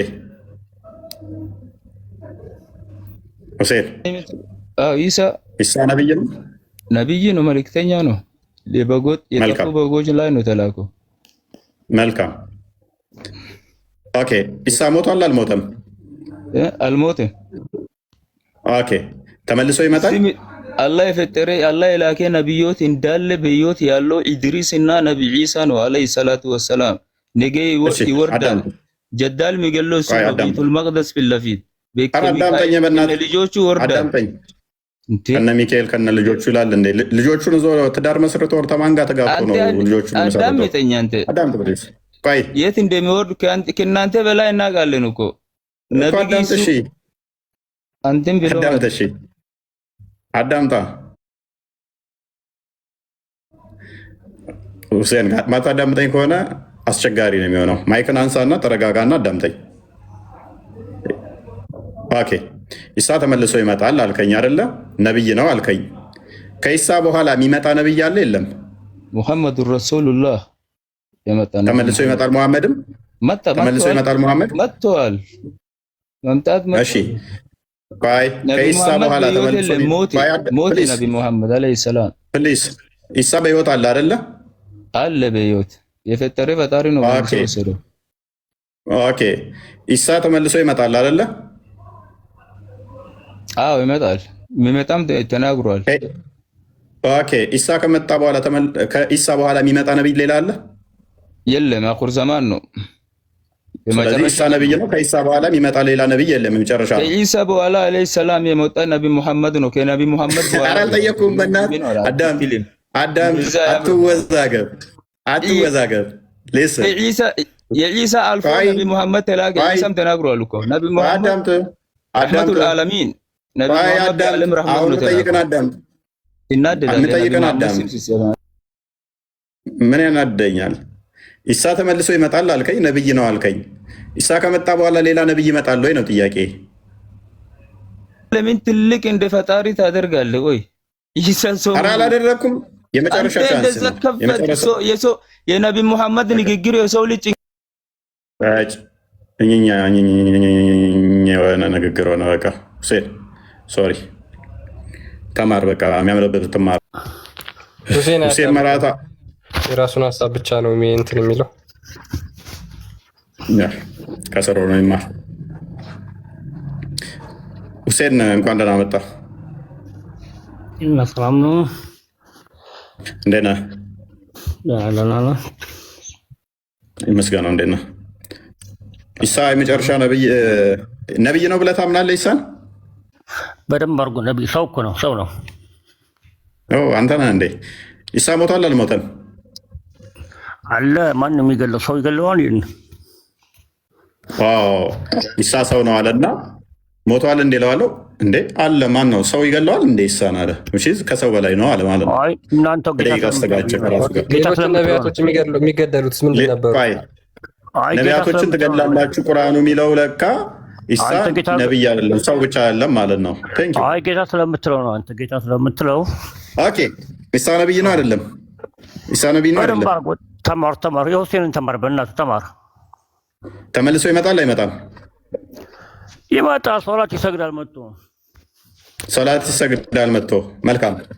ደጃልን የሚገል ኢሳ ከመጣ በኋላ ሌላ ነብይ የሚመጣ አለ ከሱ በኋላ? የለም፣ አበቃ። የለም። ኦኬ። ኢሳ ነብይ ነው አይደለም? አራት ተማር በእናትህ አንተ ሰው ከጎግል ላይ ተማሩ። ስለምና በደንብ ተማር አንተ። ነብይ ነው አይደለም? ፕሊዝ ነብይ ነው አይደለም? በደንብ ነው እንጂ ነው። ኦኬ። ስለዚህ ኢሳ ከመጣ በኋላ ሌላ የሚመጣ የለም፣ ማለቂያ ነው አይደለ? ወማልቂያማ ነው። ደጃልን ይገላል። ደጃልን የሚገለው እሱ ነው፣ ሰው ስለሆነ። እናንተ ጌታ ምትሩ ሰው ይመጣል ሺህ ዓመት። ስለዚህ በደንብ አስተውሉ። እናመሰግናለን። ኢሳ የመጨረሻ ነብይ ነው ማለት ነው። መሐመድ የመጨረሻ ነብይ ነው የሚለው ተረት ተረት ነው። ኢሳ ይመጣል ነብይ ነው አለን። ከኢሳ በኋላ ሌላ የሚመጣ ነብይ አለ ወይ ብዬ አልኩት፣ የለም አለኝ። ጨረስን። ኢሳ የመጨረሻ ነብይ ይሆናል እንጂ መሐመድ የመጨረሻው ነብይ አይደለም። የነቢያት መደምደሚያ የመጨረሻ ነብይ የሚለውን ተረት ተረት መስጊድ ላይ ስቀሉት፣ መስጊድ ላይ ስቀሉት ማለት ነው። ጌታ አይደለም። ኤኒዌይስ ፕሊስ አዳምጣ፣ ተረጋጋ፣ ተስገባይ አቦ ማልታጤ ነጋያን ቀብዱይ ውጣ ከዚህ አንተ ሁልጊዜ ሄዳ ትጃጃል። ውጣ አቦ ታታ ከስሩ ነገር ኤኒዌይስ ቀጥርሽ። አሁን እኮ ምን እንደሚያስተምሯቸው ሙስሊሞች በጣም ማወቅ አስቸጋሪ እየሆነ ነው እውነት ለመናገር። እስኪ ማሂር አለ? ማሂር ረጅም ሰዓት ፖዝ እየሆንክ ስለሆነ ወይ ላስወጣህ ነው ወይ አውራ። ማሂር ያ እንግዲህ ምንድነው ሙስሊሞች አህያ ለመግዛት የሁለት ምስክርነቶችን መጠየቅ እንዳለባቸው ቁርአን ይናገራል። በሽያጭ ሲዋዋሉ ሁለትና ከዚያ በላይ ምስክሮች፣ ሴት ልጅ ደግሞ ዝሙት ስትሰራ 4 ምስክር እንደሚያስፈልጋት ይናገራል። ኢሳ ተሰቀለ አልተሰቀለ የሚለው ምስክርነት ደግሞ እስልምና ያለው በአንድ ግለሰብ ላይ ብቻ ነው።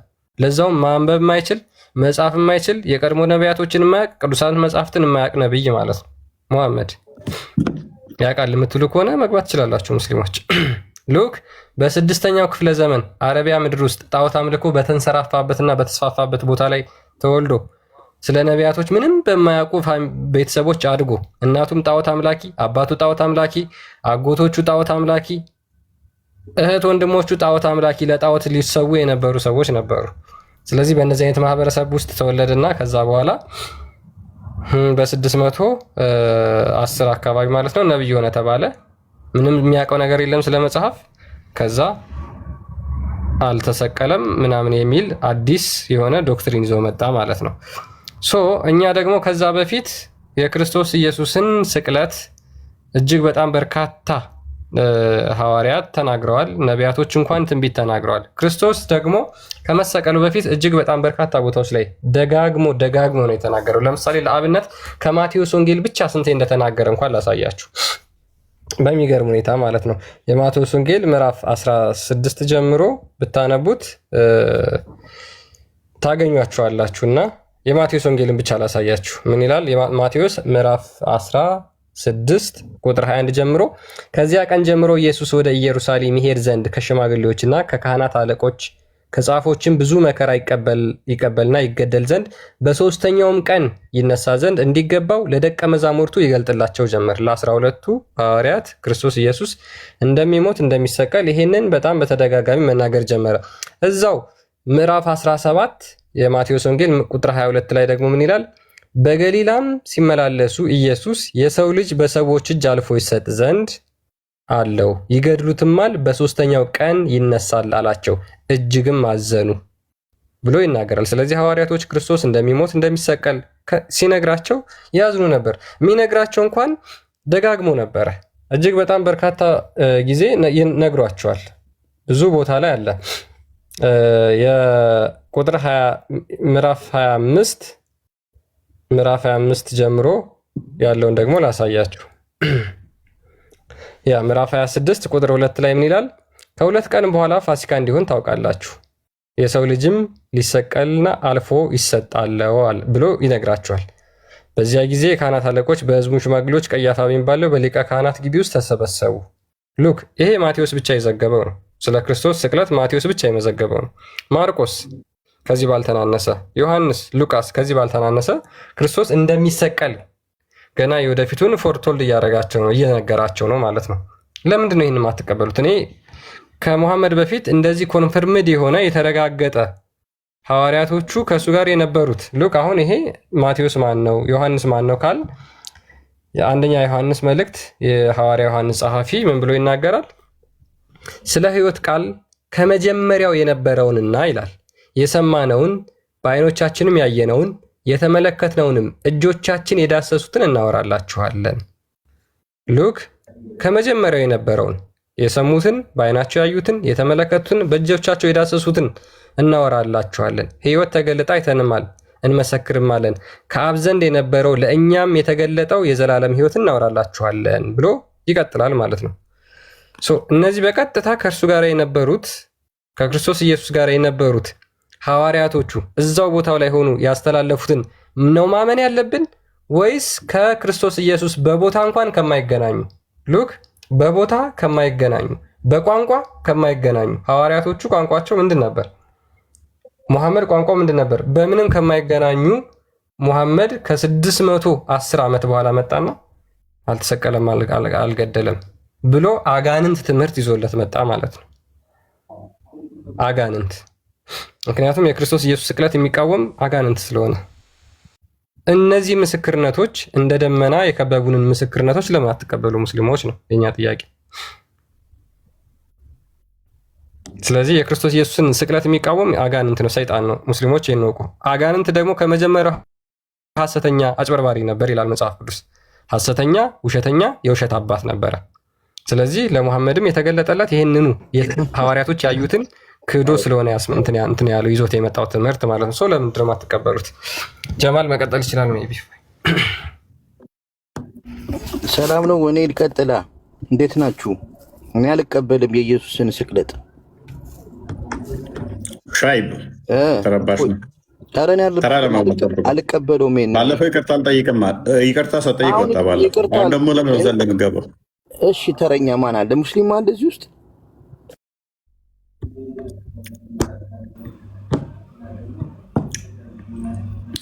ኦኬ አርዲ ሰላም ብለናል። እግዚአብሔር ይመስገን። እንዴት ናችሁ? ሰላም ብያለሁ ሁላችሁንም። መልካም አልሻብ ወይ እኔ አልቀበልም። አሁን ሰምቻችኋለሁ። የኢየሱስን ስቅለት ቅድም ተናግረሃል። አሁን ማርቆስን ገልጸሃል፣ ሉቃስን፣ ማቴዎስ ከ12 ሐዋርያቶች እርግጥ ትክክል ነህ። ማቴዎስ አለ። ከዛ ውጭ ግን እነዛ ሰዎች የጴጥሮስ ተከታይ ነው ብለሃል። ማርቆስ ግን ጳውሎስን ያመጣቸው እና ለዛ መረጃ እንድትሰጠኝ ይፈልጋሉ። የጴጥሮስን ማርቆስ መማሩን ማለት ለምን በሌላ መጽሐፍ ላይ ጳውሎስን ያመጣቸው ማርቆስና ሉቃስን 12 ሐዋርያቶች ላይ የሉም። አሁን ማቴዎስ ግን አለ 12ቶች። ግን እኛ ማንቀበልበት ደግሞ እኔ ማንቀበልበትን አስተምሮቱ ማቴዎስ እንዳለ ከተማመንን ማቴዎስ እጅግ ደጋግሞ ምዕራፍ 16 ላይ ምዕራፍ 17 ላይ ምዕራፍ 20 ላይ ክርስቶስ እንደሚሰቀል እንደተናገረ አስቀምጦታል። ማትቀበለው ካዳ ማቴዎስን የሚሰቀልበት ምክንያት አስተምሮቱ ምንድን ነው ነው መማሩ። አሁን ይኸውልህ የተሰቀለበትን ምክንያት ሊቀ ሊቃውንቶቹ አሳልፎ እንዲሰጡት ምክንያቱ ጌታ ሻብ ቀደም እኮ እሱ ምክንያቱም በደንብ አስረዳውኝ። ማንች የሆነ ሊጠይቃ የሆነ ሙስሊም ሊጠይቅ አስረዳዊ ሰው አሁን ምክንያቱ ሌላ ጉዳይ ይሆናል። አሁን ስዕለቱ ኦኬ፣ አሁን እንዳትቀበል ያደረገ ምክንያቱ ከሆነ ሌላ ጉዳይ ነው። ስለዚህ አሁን እናንተ ስዕለቱ ተነግሯል። እፎይ አንድ ነገር እንደማመጥ ይኸውልህ፣ አሁን እኛ ቅድም ማነው ክርስቲያን የሰይጣን ምናምን የሚለው እሱን ተሆና የሆነ የሀሳብ ልዩነት አለን። ያን ሀሳብ ልዩነታችንን እዚህ ጋር መተማመን እንችላለን ያለ ትችት ክርስትናን አሁን ቅድም እንዳልከው ኢየሱስ እንዲሰቀል ያደረገው አንድ ሰይጣን ነው። ገብቶሃል? የሆነ ሰይጣን የሚባል ትልቅ አካል አለ። የአካል ነው በ30 ዲናር የሸጠው ምናምን። ከዛ በፊት ደግሞ ፈትኖታል። አንድ ክርስትና እኔንም አልቀበለው ምክንያት ነው የምነግርህ። እንደ ምክንያት ከጠየቀኝ አንድ ይሄን አልቀበለው። ለምን ሰይጣን የሚባል አካልን ኢየሱስን ፈተነው። ከዛው ከልጅ ልጅ ተወልጅ የሚልም ባይብል ላይ የለም ሳነብ። ስለዚህ ምንድነው ምክንያቱ ነው የምን ማለት አሁን የተሰቀለበት ምክንያት ምንድን ነው? እሺ መልካም። የተሰቀለበት ምክንያት ምንድን ነው? ምክንያቱም ቅድም በደንብ አስረድቻለሁ። ክርስቶስ ተፈትኗል። ያ ለዚህም ነው ሊራራልን ማይችል ሊቀ ካህን የለንም የሚለውም ለዛ ነው። የሚራራልንም ስለተፈተነ በስጋው ስለተፈተነ ነው። ፈተናችንን ድል እንዴት ማድረግ እንዳለብን ምሳሌ ሊተውልን በስጋው ተፈትኗል ብለን እናምናለን እኮ እንትና እኛ ኢየሱስ ሲባል አይሜን ሴጣን ሲባል አምላካችን አቤት አይልም። አምላካችን ለባህሪው የሚስማማ አይደለምና ሴጣን ግን የክርስቶስ ፍጡር ነው ወይ? ያ ክርስቶስ ነው የፈጠረው ሴጣንንም። ሴጣን ግን አምጿል። ሜይ ቢ ሱረቱ ሂጅር ላይ ካየ ከቁጥር 39 ጀምሮ አላህና ሴጣን ዲስከስ ያደርጋሉ። ታውቀዋለህ ብዬ አስባለሁ።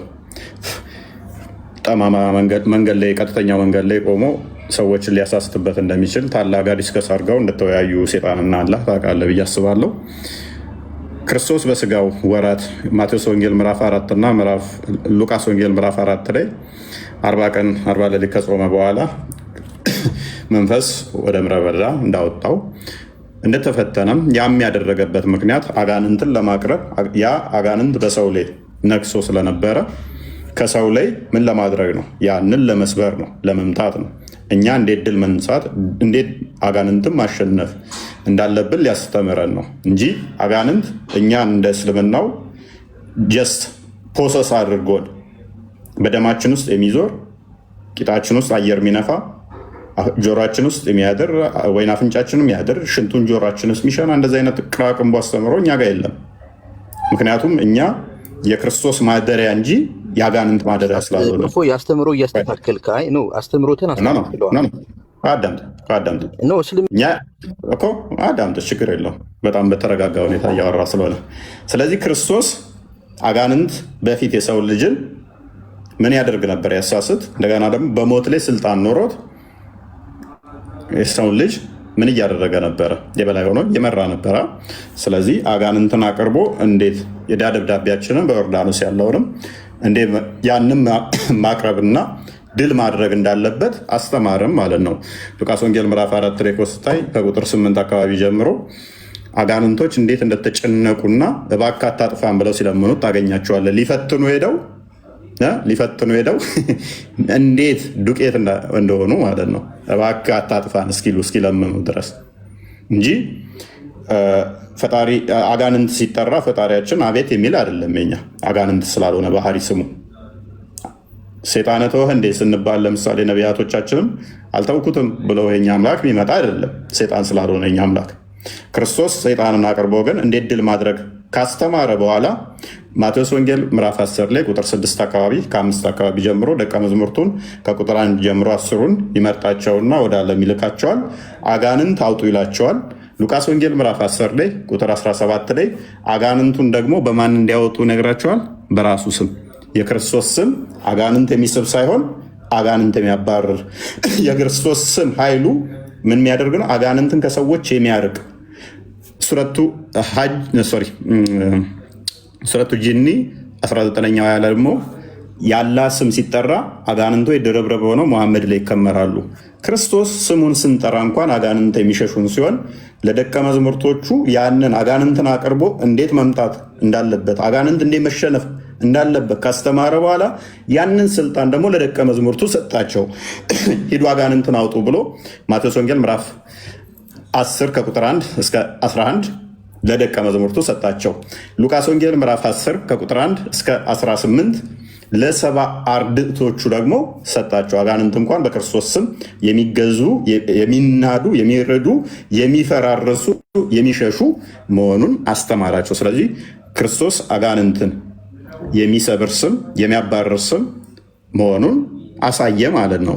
ተፈትኖ የሚወድቅ እንዳልሆነ ፈተናን አቅርቦ አሳይቶ እንዴት ድል ማድረግ እንዳለ አሳየን ማለት ነው። በእስልምናው ግን ሱራ 17 ቁጥር 64-65 አጋንንቶች እንኳን ከሰዎች ጋር እንደሚዋለዱ ይነግሩናል ማለት ነው የእስልምና ቁርአን ክፍሎች። እንዲሁም ደግሞ ሱረቱ ካፍ 52 ላይ ያ ኢብሊስ ከገነት የወጣው ቁርጡቢ እንደሚናገረው ወሲብ ራሱን አድርጎ እንደሚራባ የሚነግረናል። እንደዚህ አይነት ተረት ተረት እኛ ጋር የለም። እንደዚህ አይነት አስተምሮ እኛ ጋርም የለም።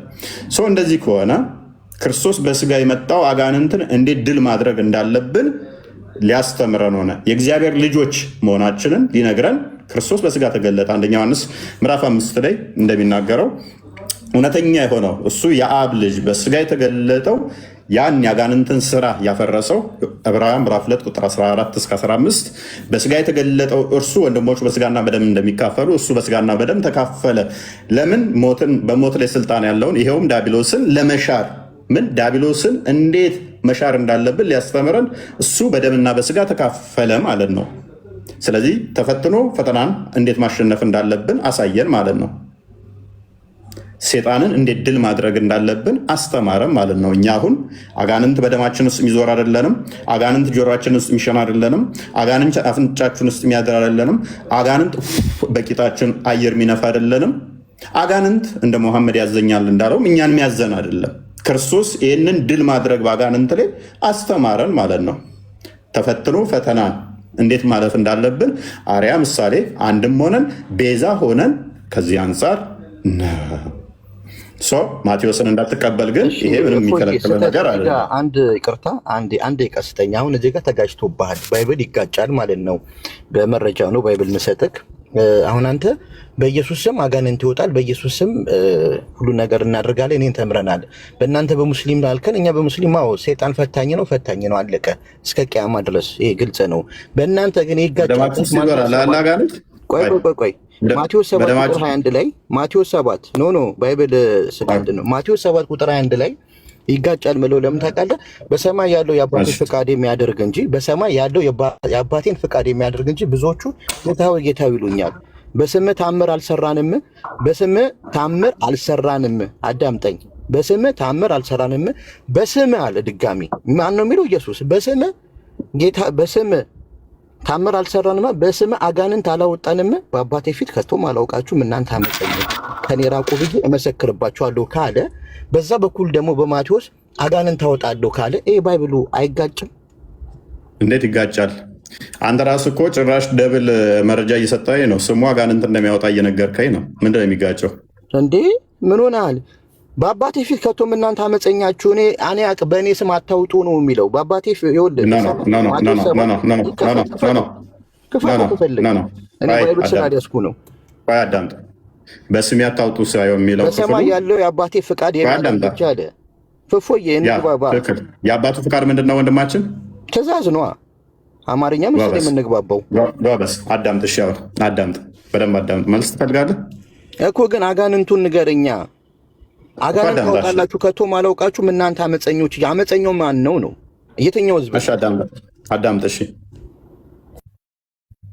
ሎክ ማቴዎስ ወንጌል ምዕራፍ 7 ላይ የሚናገረው ስለ ሐሰተኛ ነቢያት ነው። ስለ ሐሰተኛ ነቢያት ከቁጥር 15 አካባቢ ይመስለኛል፣ ወይም ከቁጥር 17 አካባቢ ጀምሮ ስለ ሐሰተኛ ነቢያት ነው። ከቁጥር 24 ደግሞ ያንን እንትን ይለዋል። ከቁጥር 17 ኦኬ፣ አንዴ ከፍተህልኛል፣ ዝቅ አድርግልኝ። የበግ ለምድ ለብሰው ከሚመጡባችሁ በውስጣቸው ግን ነጣቂዎች ተኩላዎች ከሆኑ ከሐሰተኛ ነቢያት ተጠንቀቁ። ማቴዎስ 7 የሚናገረው አንተ የጠቀስከው ክፍል ስለ ሐሰተኛ ነቢያት ነው። ተጠንቀቁ። ሐሰተኛ ነቢያቶች ይመጡባችኋል። ከፍሬያቸው ታውቋቸዋላችሁ። ሐሰተኛ መሆናቸውን በምን እናውቃቸዋለን? ጌታ ሆይ ክርስቶስ አንተ የአብ ልጅ፣ አንተ የሰው ልጅ ቤዛ ልትሆነ ነው የመጣው፣ ከሐሰተኛ ነቢያት ተጠንቀቁ አልከን። በምን እናውቃቸዋለን? ለምሳሌ መሐመድን ሐሰተኛ ነቢይ መሆኑን በምን እናውቃለን? እንዴት እናውቃለን? እኛን አይመለከተንም እኮ አስረዳን እስኪ። መልካም፣ ይኸው እንደዚህ ብሎ ይመልስልኛል ክርስቶስ። ከፍሬያቸው ታውቋቸዋላችሁ። ከሾህ ወይንን ከኩርንችትስ በለስ ይለቀማሉ? አዳምጥ፣ ቆይ ፕሌስ አዳምጣ። የረበሽት ነው። ክፍሉ ይነበብ። እናንተን ይመለከታል አይመለከትም? እንዴ በዚህ ታውቋቸዋላችሁ ሐሰተኛ መሆናቸውን አለን። ከሾህ ወይን ከኩርንችት በለስ ይለቀማልን? አይሻም አይለቀምም ነው የምትለን። መቼም ከሾህ ወይንን አልለቅምም፣ ከኩርንችት ደግሞ በለስን አልለቅምም፣ የተለያዩ ስለሆኑ። እንዲሁም መልካም ዛፍ ሁሉ መልካም ፍሬ ያደርጋል፣ ክፉ ዛፍ ሁሉ ክፉ ያደርጋል። መልካም ዛፍ ክፉ ፍሬ ማፍራት ወይንም ክፉ ዛፍ መልካም ፍሬ ማፍራት አይቻለውም ማለት። ከፍ ከፍ አድርገው፣ ትንሽ እየደከመኝ ነው። መልካም ፍሬ የማያደርግ ዛፍ ሁሉ ይቆረጣል፣ ወደ እሳትም ይጣላል። ስለዚህ ከፍሬያቸው ታውቋቸዋላችሁ። ስለዚህ ሐሰተኛ እውነተኛ የሚሆኑትን ከፍሬ ታውቋቸዋላችሁ አለ። ቁጥር 21 ላይ በሰማያት ያለው የአባቴን ፍቃድ የሚያደርግ እንጂ ጌታ ሆይ ጌታ ሆይ የሚለኝ ሁሉ መንግስት ሰማያት የሚገባ አይደለም አለ። መንግስት ሰማያት ማን ነው የሚገባው? የአባቱን ፍቃድ የሚያደርግ አይደለ? አልሹዓይብ እንጂ ጌታ ሆይ ጌታ ሆይ የሚለው አይደለም። በደንብ አስተውሉ። ጌታ ሆይ በምን እንወቅ? ትእዛዙን የሚቀበል ጎበዝ። ክርስቶስ አባት አለው ብለህ አብ አባቱ ነው ብለህ ታምናለህ? እንዳንተ አስተምር እፎይ ፕሊዝ። አንዳንዴ አባቱ ነው ብለህ ታምናለህ? አባቱ ነው ብለህ ታምናለህ? አባቱ ነው ብለህ ታምናለህ? በቃ ቴንኪው። አየህ፣ ለዚህ ነው ለዚህ ነው ቆይ የአባቱን ፍቃድ ማድረግ ትክክል ነው። ሜት አድርግ። እሺ ሎክ አሁን መንግስት ሰማያት የሚገባው ማን ነው አለ? የአባቴን ፍቃድ የሚያደርግ ነው አለ። ሐሰተኛ ነቢያትን በምን ታውቃላችሁ? በዚህ ታውቃላችሁ። የአባቴን ፍቃድ የሚያደርጉ እነሱ መንግስት ሰማያት ይገባሉ፣ እንዲሁ ጌታዊ ጌታዊ የሚሉኝ አይደለም አለ። መሐመድ ደግሞ አላህ አብ አባት አይደለም አይባልም ብሏል። ስለዚህ ከመጀመሪያ ይወድቃል ማለት ነው። ሐሰተኛ ነቢያትን በዚህ ታውቋቸዋላችሁ ባለው መስፈር አልሻይብ በጠቀሰው መሰረት እስልምና ይመታል ማለት ነው። አንድ ሁለተኛ፣ በሰማያት ያለውን የአባቴን ፍቃድ የሚያደርግ እንጂ ጌታ ሆይ ጌታ ሆይ የሚለኝ ሁሉ ጌታ ሆይ ጌታ ሆይ የሚለኝ ሁሉ መንግስት ሰማያት የሚገባ አይደለም። ከፍ አድርገው። በዚያን ቀን ብዙዎች ጌታ ሆይ ጌታ ሆይ በስምህ ትንቢት አልተናገርንምን? በስምስ አጋንንት አላወጣንምን? በስምስ ብዙ ተአምራት አላደረግንምን? ይሉኛል። እነኚህ ሰዎች አጋንንት አውጥተዋል፣ ተአምር ሰርተዋል። በማን? በስምክ። በማስም? በክርስቶስ ስም። ይሄ ሁሉ ተአምር አድርገዋል። ከፍ አድርገው። የዚያን ጊዜ ከቶ አላቃችሁም እናንተ አመፀኞች ከኔ ራቁ ብዬ እመሰክርባቸዋለሁ። ለምንድን ነው እንደዚህ ብሎ የመሰከረባቸው? የአባቱን ፍቃድ ስላላደረጉ። ነገር ግን እኮ ታምር አድርገዋል። ምን? ሕሙማን ፈውሰዋል፣ አጋንንት አውጥተዋል። በማን ያወጡት? በክርስቶስ ስም ነው ያወጡት። ስሙ ኃይል አለው። ሉቃስ ወንጌል ምዕራፍ 10 ላይ ቁጥር 17 ላይ በስምህ እንኳን አጋንንት ተገዙልን ይሉታል። ስሙ አጋንንትን የመግዛት ስልጣን አለው። እነኛ ሰዎች ግን ምንድን ናቸው? ሐሰተኛ ናቸው። በክርስቶስ ስም ያንም ማድረጋቸው ሐሰተኝነታቸውን ሐሰተኛ መሆናቸውን አይታደጋቸውም። የክርስቶስ ስም ግን ኃይል ስላለው አጋንንትን ምን አደረገ? ያስወጣል። በክርስቶስ ስም አጋንንትን አስወጥተዋል። መለስ አድርገው። ነገር ግን እነኚህ የማይድኑበት ምክንያት ምንድን ነው? የአባቱ ፍቃድ አያደርጉም። የአባቱ ፍቃድ ምንድን ነው? እሱ ዮሐንስ ወንጌል ምዕራፍ 6 ቁጥር 40 ክፈተው። የአባቱ ፍቃድ ምንድን ነው? የአባቴን ፍቃድ ስላላደረጋችሁ ወግዱ ይላቸዋል። የአባቱ ፍቃድ ምንድን ነው? ልጅንም አይቶ በእርሱ የሚያምን ሁሉ የዘላለም ሕይወትን እንዲያገኝ የአባቴ ፍቃድ ይህ ነው። የአባቱ ፍቃድ ምንድን ነው? ልጅን አይቶ በእርሱ በልጁ የዘላለም ሕይወት እንዲያገኝ የአባቴ ፍቃድ ይሄ ነው፣ እኔም በመጨረሻው ቀን አስነሳዋለሁ። የአባቱ ፍቃድ ምንድን ነው? እሱ ኢየሱስ እንደሚያስነሳ ካላመንክ፣ ኢየሱስ የአብ ልጅ መሆኑን ካላመንክ፣ የዘላለም ሕይወት እንደማይሰጥ ካላመንክ በኢየሱስ ስም ብለህ አጋንንት ልታወጣ ትችላለህ። አድንም ገነት አገባ። በኢየሱስ ስም ብለህ ስሙ ኃይል ስላለው አጋንንት ሊያባረር ይችላል፣ ህሙማን ሊፈውስ ይችላል። አንተ ግን አድንም። ማቴዎስ ወንጌል ምዕራፍ 10 ላይ እንመለስ እስቲ። ክርስቶስ እንዲህ ብሎ ትእዛዝ ሰጥቶ ነበረ። ክርስቶስ እንዲህ ብሎ ሰጥቶ ነበር ትእዛዝ 12ቱን ደቀ መዛሙርት ወደ እርሱ ጠርቶ እንዲያወጧቸው፣ ልብ በሉ እንዲያወጧቸው እርኩሳን መናፍስት ደዌንና ህሙማንን ሁሉ እንዲፈውሱ ስልጣን ሰጣቸው። ስልጣን ከተሰጡት ውስጥ አንዱ ማን ነው? ከ12ቱ ደቀ መዛሙርቶች አንዱ ይሁዳ ነበረ። ይሁዳ ይድናል አይድንም እኮ ጌታን የሸጠ ነው። ምን ስልጣን ተሰጥቶታል ግን? አጋንንት የማውጣት እንኳን በማን ስም? በክርስቶስ ስም አጋንንትን እንኳን እንዲያወጡ ስልጣን ተሰጣቸው። ከ12ቱ አንዱ የአጋንንት መጫወቻውን አጋንንት እንዲያወጣ የተሰጠው ነበረ። ይሁዳ በ30 ብር ክርስቶስን የሸጠው ስሙ ኃይል ስላለው ኃያል ስለሆነ ሉቃስ ወንጌል ምዕራፍ 10 ቁጥር 17 ክፈተው። ምን ያደርጋል? አጋንንትን ያስወጣል። ክርስቶስ ከመቃብር ያስነሳል። ክርስቶስ የአብ ልጅ ነው። ክርስቶስ ዘላለማዊ ሕይወት ይሰጣል ብለህ ካላመንክ እንደዚህ ይልሃል፣ አጋንንት ተገዙልኝ ብትል። ሰባውን በደስታ ተመልሰው ጌታ ሆይ አጋንንትስ እንኳ በስምህ ተገዝተውልናል አሉት። እንዲህም አላቸው፣ ሴጣን እንደ መብረቅ ከሰማይ ሲወድቅ አየሁ። እነሆ እባቡና ጊንጡን ትረግጡ ዘንድ በጠላትም ኃይል ሁሉ ላይ ስልጣን ሰጥቻችኋለሁ፣ የሚጎዳችሁ ምንም የለም።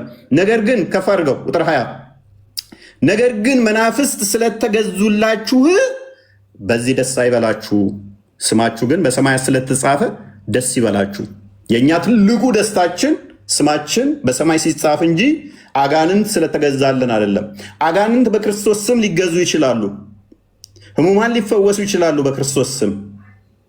ስምህ ግን ላይጻፍ ይችላል።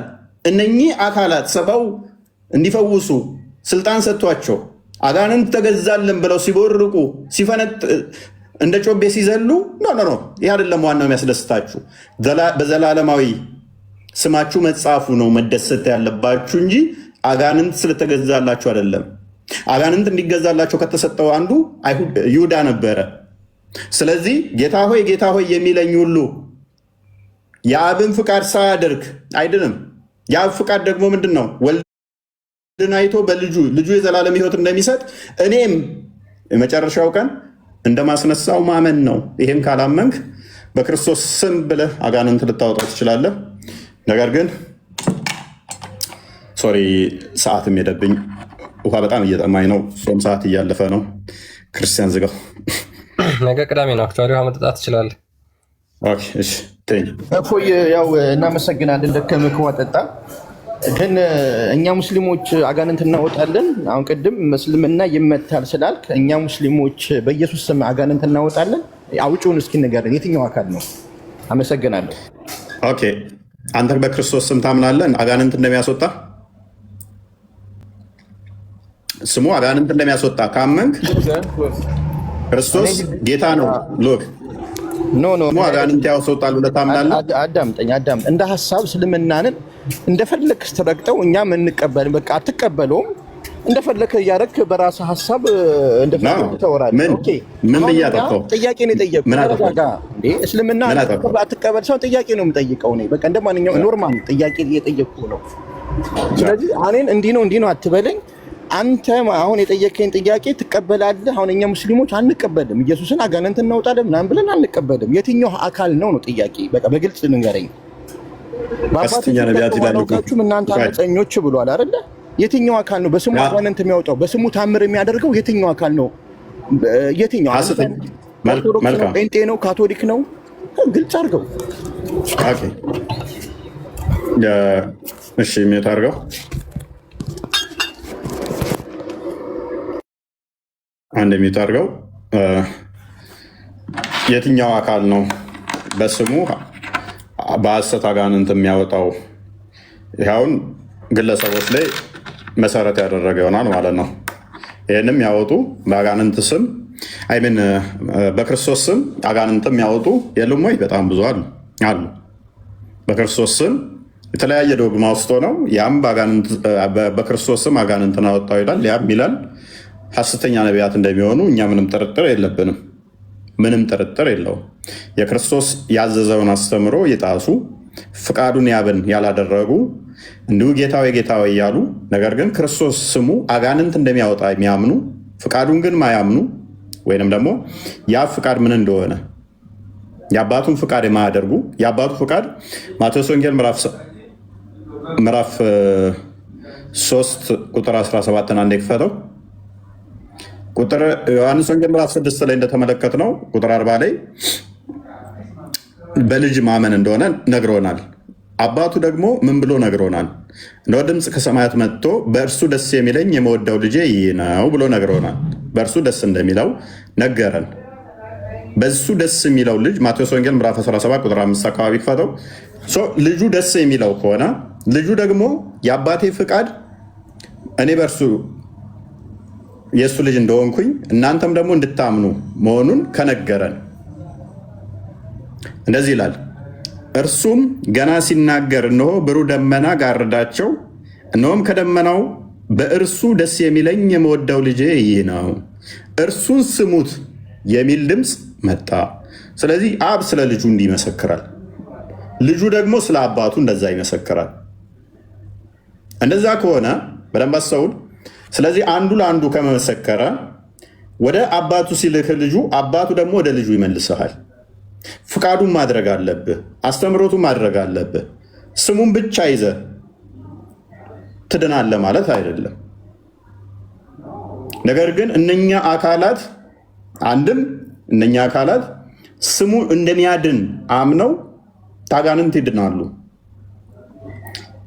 ስሙ እንደሚያድን ሜይ ቢ ይሄ ሐሰተኛው እኮ በክርስቶስ ስም ውጣ አጋንንቱ ሲል እነኛ ተገልጋዮቹ እውነትም የክርስቶስ ስም ያድናል ብለው ስላመኑ እምነታቸው የክርስቶስ ስም ኃያል ስለሆነ ያድናቸዋል። ሰውየው ግን ሌላ ወንጀል ውስጥ አለ። የክርስቶስን ፍቃድ እያደረገ አይደለም፣ የእግዚአብሔርን ፍቃድ እያደረገ አይደለም። እሱ በኃጢአቱ ይጠየቃል።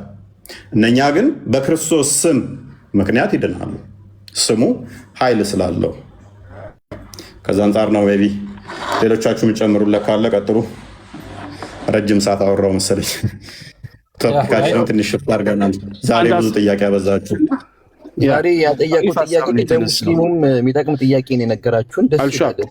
እንደዚህ አምጣ ለምን አልተቀበለውም ላልከኝ ጥያቄ ነው ያመጣሁት እንጂ ጥሩ ነው። ለመሰል አንዳንዴ ክርስትናንም ሙስሊሙ ማወቁ ጥሩ ነው። እናንተም ደግሞ ሙስሊሙ ማወቅ ጥሩ ነው። ሀሳብ ልዩነት አለን። የሀሳብ ልዩነቱን ወደ አንድነት ለመምጣት ያለ ትችት ያለ ስድብ ገብቶሃል። እኔ አሁን አልቀበልም እንዳልኩ ነው። አሁን እኔ በጣም ስለሞቀኝ ነው። ሶሪ አልሻይ በጣም ሞቆኛል፣ አልቦኛል። ረጅም ሰዓት ብዙ በጣም ረጅም አወራሁኝ። ለዛም በቃ ሌላ ሰው ሌላ አልሻብ ስማ አንዴ ስማ፣ ቆይ አንድ ሀሳብ ልጨምርና ከዛ ትቀጥላለህ። ችግር የለውም። ስለዚህ አሁን መጽሐፉ የሚለው እንግዲህ ጌታዊ ጌታዊ የሚለኝ ሁሉ መንግስተ ሰማይ የሚገባ አይደለም ነው። እንግዲህ ስሙን ይዘው ኃይሉን የካዱ ብዙዎች ስላሉ ማለት ነው። ባይዘዌ እስልምና ጋም ስሙን ይዛቸዋል፣ ኃይሉን ግን ክዳቸዋልና የአባቱን ፈቃድ እያደረጋቸው አይደለም። ስለዚህ ጌታዊ ጌታዊ የሚለኝ ሳይሆን የአባቴን ፈቃድ የሚያደርግ ብሎ ተናግሯል። እሱ ነው መንግስተ ሰማያት የሚገባው። ስለዚህ የአባቱ ፈቃድ ምንድን ነው? ልጅንም አይቶ በክርስቶስ ማመን፣ ከዛ ደግሞ ክርስቶስ ኢየሱስ በመጨረሻው ቀን እንደሚያስነሳውና ሕይወት እንደሚሰጠው ማመን ነው። ይሄን ክዳቸዋል። ስሙን ግን በሐሰት ይዛቸዋል። ሐሰተኛ ክርስቶሶች ስለሚል ማለት ነው። ስለዚህ በሐሰት ክርስቶስን ይሳብላችሁ ይዛችሁ ኃይሉን ለካዳችሁም ይመለከታችኋል። እናንተ ነው ቀጥተኛ በጌታ ስም አጋንንት ባታወጡ እንኳን ኃይሉን በመካድና ስሙን በመያዝ ብቻ የክርስቶስን ኃይል በመካድ የአባቱን ፈቃድ ደግሞ በመካድ ምክንያቱም አባቱ ልጄ ነው የምወደው ልጄ እሱን ስሙት ብሎ ሲናገር ልጁ አይደለም ብላችሁ በመካድ በዚህ ሐሰተኝነታችሁ ወይም ነብያችሁ ሐሰተኛ መሆኑን ይታወቃል ነው። ስለዚህ ከዚህ አንጻርም ልታየው ይገባል። አንድ ክፍል ላይ ብቻ ወይም የሆኑ አካሎች የተነገረ ብቻ አይደለም። ጌታ ጌታ የሚሉት ኃይሉን ለካዱ በስሙ ለመጡ ኃይሉን ላልተቀበሉ ወይም ደግሞ የአባቱን ፈቃድ ለማይሰሙ ሰዎችንም የሚያካትት ስለሆነ ከዚህ ደግሞ አንዱ ነብይ ነው። የክርስቶስን ኃይል የካደ ነው። የአብን ፈቃድ ወይም ደግሞ የአብን ሐሳብ የተሆነው ማለት ነው። ልጄ ነው እሱን ስሙት፣ በልጄ ሕይወት አለ ያለ እርሱ ሕይወት የለም ብሎ እየተናገረ አይ እሱ እንደማንኛውም ነብይ ነው ብሎ የተናገረው ነብይ ከዚህ አንጻር። ሌላው ደግሞ በእስልምና ማዳን የለም ላልከው ኢሳ በእስልምና ዕውራንን እንደሚያበራ፣ አጋንንትን እንደሚያወጣ፣ ሙታን እንደሚያስነሳ ተጽፏል። አምነ በስሙ ማመን ያንተ መብት ነው ወይም ደግሞ ያንተ ፈቃድ ነው። መጽሐፋችን አልጻፈም እንዳትል፣ ምክንያቱም ተጽፎላል። ምንም እንኳን በአላህ ፈቃድ እያላችሁ ብትጨምሩበትም ብታስገቡትም ብትበርዙትም ያው መጽሐፉ የመጀመሪያ ሲጻፍ እንደዚህ ባይጻፍም እንደዛ ብላችሁ ብትበርዙትም ግን መጽሐፎቻችሁ ላይ ኢሳ አይን እንደሚያበራ ዕውራንን ማለት ነው ለምጻም እንደሚያነጻ ሙታን እንደሚያስነሳ አዋቂ እንደሆነው በየቤታችሁ የምታደርጉትን ሁሉ አውቃለሁ ብሎ እንደተናገረ አስቀምጣችኋል ማለት ነው። ስለዚህ ይሄን አምኖ በዛ ስም መዳን ያንተ ድርሻ ነው ማለት ነው። ከዛ በተረፈ አልተጻፈም እስልምና ላይ የለም ማለት ትክክል አይደለም። እኛ አልተረዳ ነው እኛን ተገብረውም ማለት ነው እንጂ በቁርአናችሁም ተጽፏል። በገድምዳም ቢሆንም የተበረዘ ቢሆንም ማለት ነው። እና ይሄን ለማለት ነው። ቀጥሉ በቃ ሌሎቻችሁ።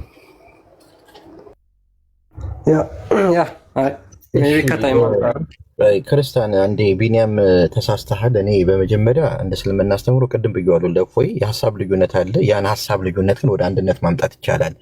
ቅድም እንዳልከው ኢሳ እኛም በቁርአን ተቀምጧል፣ ሁሉ ነገር ያደርጋል። አሁን ያልከውን ሁላ ማለት ነው። ግን በነብይነቱ መጥቶ አስተምሯል። አስተምሮቱም ትክክል ነው።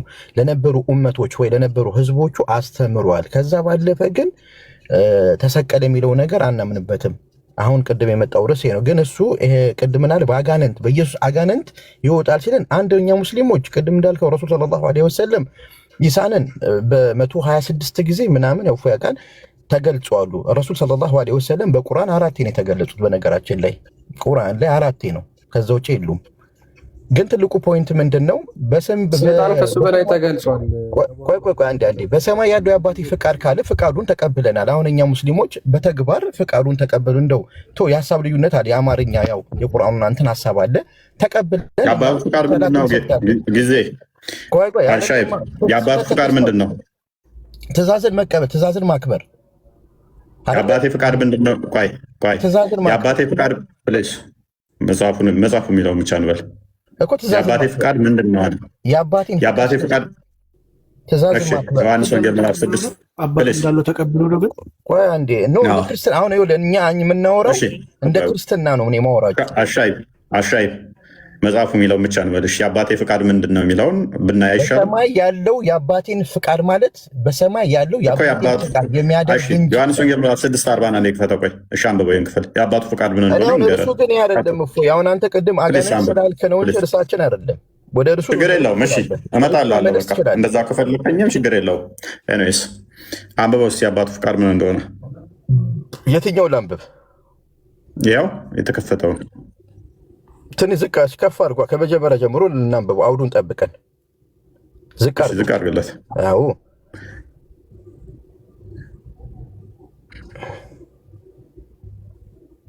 የትኛው ነው? 39 ነው ማነበው። ምንድን ነው ከኛ 40 ነው የፈለኩት እኔ 40 በ9 ጀምራ አንብብ።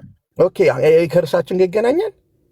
በልጁማ አይቶ እርሱም 40 አንብበው። እሺ 40 አንብበው። በልጁማ አይቶ እርሱም የሚያምን ሁሉ የዘላለም ሕይወትን እንዲያገኝ የአባቱ ፍቃድ ይሄ ነው።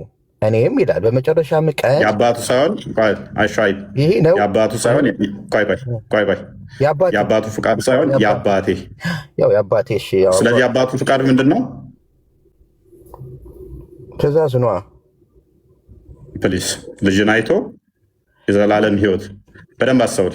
እንደ ክርስትና ልጅን አይቶ የምናወራው ፕሊስ እኮ እንደ እስልምና የጠየቀኝም ወንድማችን አልሻይብ እዛ ጋርም እኮ ማቴዎስ ወንጌልም የጠየቀኝ በክርስትናው ነው፣ መቼም ከቁርአን አይደለም የጠየቀኛ። ስለዚህ ቁርአን በቁርአን እንደሚፈሰር ሁሉ መጽሐፍ ቅዱሱም በመጽሐፍ ቅዱሱ የሚፈሰረው አይደለ? ክርስቶስ የአባቴ ፍቃድ ምንድን ነው አለን። የአባቴ ፍቃድ ምንድን ነው አለን? ልጅን አይቶ በእርሱ የሚያምን ሁሉ በልጁ የሚያምን ሁሉ የዘላለም ሕይወትን እንዲያገኝ የአባቴ ፍቃድ ይሄ ነው። ስለዚህ የአባቴ ፍቃድ ምንድነው? የዘላለም ሕይወት እዛ ጋር አታገኙም ያላቸው ለምንድን ነው? የአባቴን ፍቃድ ማታደርጉ አታገኙም አላቸው። ጌታዊ ጌታዊ ስላላችሁ አታገኙም። አጋንንት ብታወጡም በስሜ አታገኙም። የአባቴን ፍቃድ ማድረግ አለባችሁ አላቸው። የአባቴ ፍቃድ ምንድን ነው ስንል ደግሞ ልጅን አይቶ በእርሱ የሚያምን ሁሉ ልጁን አይቶ በልጁ ማመን፣ ልጁ ደግሞ የዘላለም ሕይወት እንደሚሰጥ ማመን የአባቱ ፍቃድ ነው።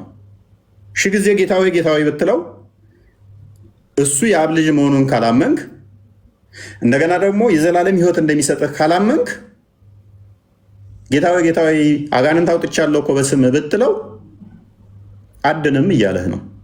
አንድ እሱ። ሁለተኛ ደግሞ ምን ይላል እዚሁ ክፍል ላይ? የአባቴ ፍቃድ ይሄ ነው፣ እኔም በመጨረሻው ቀን አስነሳዋለሁ ይላል። ከሞት እንደሚያስነሳህ ካላመንክ ጌታዊ ጌታዊ በስምህ አጋንንት አውጥቻለሁ እንደዚህ አድርጌያለሁ ብትል እስቲል አታምንም፣ አድንም። ይሄ ነው የአባቱ ፍቃድ ማለት። ኢየሱስ በእስራኤል ምድር ላይ ሲመጣ አስተማሪ ነው አይደል? እፎይ እንደ ክርስትና አስተምሮ ቅድም ዮዳስ ተናግረ ነበር። የተሳስተው አርመውናል። አርመው ልትፈልጌ ነው። የአባቱን ፍቃድ እቀበላለሁ ስትል ሰማሁ ልበል ወይስ ተሳስተህ? የአባቱን ፍቃድ እንደ ክርስትና አዳምጠኝ። አሁን እናንተ አንተ የምትቀዳውን ተው። አሁን እስልምና ተቀበለዋለህ የአባቱን ፍቃድ ክርስትና ነው አይደል? ስላልክ ነው ቅድም ገብቷል። ተሳስተህ ምን ያደርግ? አንዴ እንደማመጥ እኔ አንድ ግለሰብ ነኝ። እስልምናንን የሆነ በሚሊዮን የሚቆጠሩ በሚሊዮን ክርስትና የሚቆ አንተ አትወክልም፣ እኔም አልወክልም። እንደ ሀሳብ ነው የምንወያየው፣ ዲስከስ የምናደርገው። እውቀቱ ትንሽ ገባኝ እኮ የአባቱን ፍቃድ ያልኩበት ምክንያት ስለሰማው ነው። ይሄ ነገር የአባቱን ፍቃድ ከዛስ አሁን ቅድም ምን አለኝ? አሁን እፎይ ኢየሱስ አባት እንዳለው ታምናለህ ማለት ነው። አባት እንዳለው ታምናለህ ማለት ነው። ይሄ ሰውዬ ግን አንተ መቼ ነው ግን እቀበላለሁ ስላልክ ወይ ደግሞ ያንን ቃል ክርስትና ነው አስተምሮትህ ነው። አሁን እኛ በቁርአን ልጅ ብለን አናምንም፣ ግን እቀበላለሁ ለምን አልክ? እሺ እቀበላለሁ ስትል እኮ ክርስትና ውስጥ ከተሳይሆን ራሱ ውስጥ ከተኮ ነው። ከተግባባንማ አሁን ወደ አስላት እፎይም ዋይ የሚለው በዛ በኩልም ንጽጽር ላይ ዋይ የሚሉት ስላልተግባባን ነው አይደል? ብንግባባማ በምን እድላችን አልተግባባንም። ስላልተግባባ ነው። ቅድሙን የተናገርከውን ቃል አሁን ትቀበለዋለህ ወይስ አትቀበለውም? የአባቱን ፍቃድ እንቀበላለን ያልከው ብዙ የምቀበላቸው ነገሮች አሉ። ሁሉንም የአባቱን ፍቃድ ትቀበላለህ? በሰማይ ያለው የአባቴን ፍቃድ ካለን ይቀበሏል። እንደኔ አንድ ግለሰብ ማለት ነው። ኦኬ አባት አለው ማለት ነው። አላህ እንደ ክርስትና አስተምሮ ነው ወይ? እንደ እስልምና እኮ ነው ይቀበሏል። ነገ ደግሞ ይሄ ሰውዬ ምን እንደሆነ ታውቃለህ? በጣም የሚያሳዝነኝ አሁን ነገ ይቆርጠውና ሌላ ታሪክ ሊሰራ ነው። እኔ አይመለከተኝም። በነገራችን ላይ ግን ጥሩ አስተምሮ ነው መማር። እኔ አሁን በቃ እፎይ ለነበረ ቆይታ ከልብ አመሰግናለሁ። ግን በፍቅር እፎይ ብታወራ ብዙ ሙስሊሞች መጥተው ዲስከስ ማድረግ ይፈልጋሉ። በፍቅር እንዲህ ነው አሁን እንደ ቃል አይነት ምናምን ትችት ይፈልጋሉ። ወሬም ሳይሆን መማር ይፈልጋሉ። ኖ አይ አሁን እያየውን ይቀዳል። ነገ ደግሞ ቆርጦ ነው የሚልክብኝ ስለማውቀው ነው። ችግር አለበት። ቆርጦ ነው የሚልክብህ። እኔ ስለማውቀው ነው፣ በደንብ አውቀዋለሁ። ስለማንኛውም ሰላም ደሩልኝ። ያላ በቃ ሰላም ደሩ። እሱም በቃ ቻው። በፍቅር ብናወራ ደስ ይለኛል። ሰላም ደሩልኝ። በቃ እና ሰዎች ይብቃን። አይበቃንም። አይ ቲንክ ሰዓትም ሄዷል፣ ድካምም ስላለ ይብቃ። እፎይ በጣም ቆንጆ ትምህርት ነበር። ብዙ እንደተማራችሁበት ተስፋ እናደርጋለን። ያው እንግዲህ ቆንጆ ርዕስ ነበረ። በነገራችን ላይ በጣም የክርስቶስ ሞትና ትንሣኤ በክርስትና ውስጥ በቃ በምንም ልንደራደር የማንችልበት መሰረታችን ነው። የክርስቶስ ሞትና ትንሣኤ መሰረታችን ነው። ሐዋርያው ጳውሎስ በአንደኛ ቆሮንቶስ መልእክቱ ምዕራፍ 15 ላይ እንደተናገረው ማለት ነው። ክርስቶስ እንደሚሞት አስቀድሞ እንግዲህ ብዙ ምስክርነቶችን ከመጽሐፍ ቅዱስ እሱ ራሱ የተናገራቸው ማለት ነው። ከመሞቱ በፊት ሉክ በዚህ ዓለም ላይ ለምሳሌ አሁን እኔ ኢንጂነር መሆን እፈልጋለሁ ብዬ በልጅነቴ ተመኝቼ ነበር። አሳካውና ኢንጂነር ሆንኩኝ። እዚህ ዓለም ላይ ስትኖሩ የትኛውንም ምኞት ልትመኙ ትችላላችሁ፣ ልታሳኩ ትችላላችሁ። አንድ ሰው ግን ሞቼ እነሳለሁ ብሎ መነሳት የሚችል ዓለም ላይ የለም። ሞቼ በሶስተኛው ቀን እነሳለሁ ብሎ ተናግሮ ያንን ነገር ያደረገ የለም ከጌታችን ከክርስቶስ ኢየሱስ ውጪ። ብዙ ሰዎች ዶክተር እንሆናለን ብለው ዶክተር ሆነዋል፣ ፓይለት እንሆናለን ብለው ፓይለት ሆነዋል። ነገር ግን ከክርስቶስ ኢየሱስ ሞቼ እነሳለሁ ብሎ ለዛውም በራሱ ስልጣን ሉክ በራሱ ስልጣን። እኛ በገዛ ሰውነታችን ላይ ስልጣን የለንም። ስልጣን የፈጣሪያችን ነው። ሉክ የፈጠረን እሱ ያስነሳናል ብለን እናምናለን። እኛ ራሳችን እናስነሳለን ብለን አናምንም። የሚያስነሳን እሱ ክርስቶስ ነው። ምክንያቱም በእኔ የሚያምን እኔ በመጨረሻው ቀን አስነሳዋለሁ ብሎ ስለተናገረ ማለት ነው። ክርስቶስ ግን ሞታለሁ፣ ነገር ግን በሶስተኛው ቀን እነሳለሁ ብሎ ተናግሯል። ይሄ የክርስትናችን ኮንክሪት የሆነ ትምህርት ነው። ከእስልምናው ጋር በጣም የምንለያይበት ማለት ነው። እንደ ክርስትና እንግዲህ ክርስቶስ የተናገራቸውን ነገሮች በቀጥታ እንቀበላለን የምትሉ ከሆነ ሙስሊሞች ዌልካም ብለን እንጠይቃችኋለን፣ በፍቅር ወደ ክርስትና እንድትመጡ ማለት ነው። ኤኒዌይስ ደህና አደሩ። ቴንክ ዩ ክርስቲያን።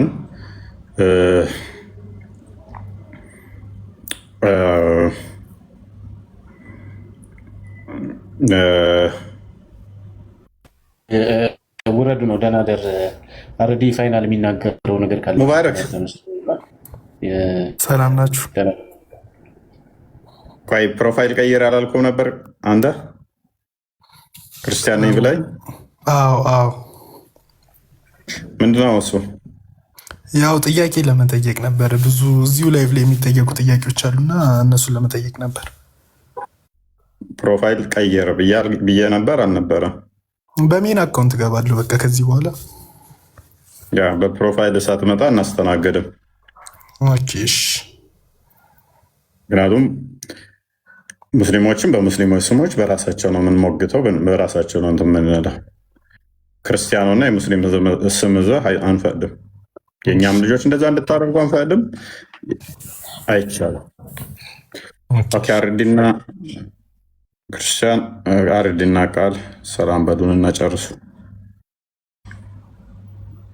ቻው። በቃ መልካም አደረ።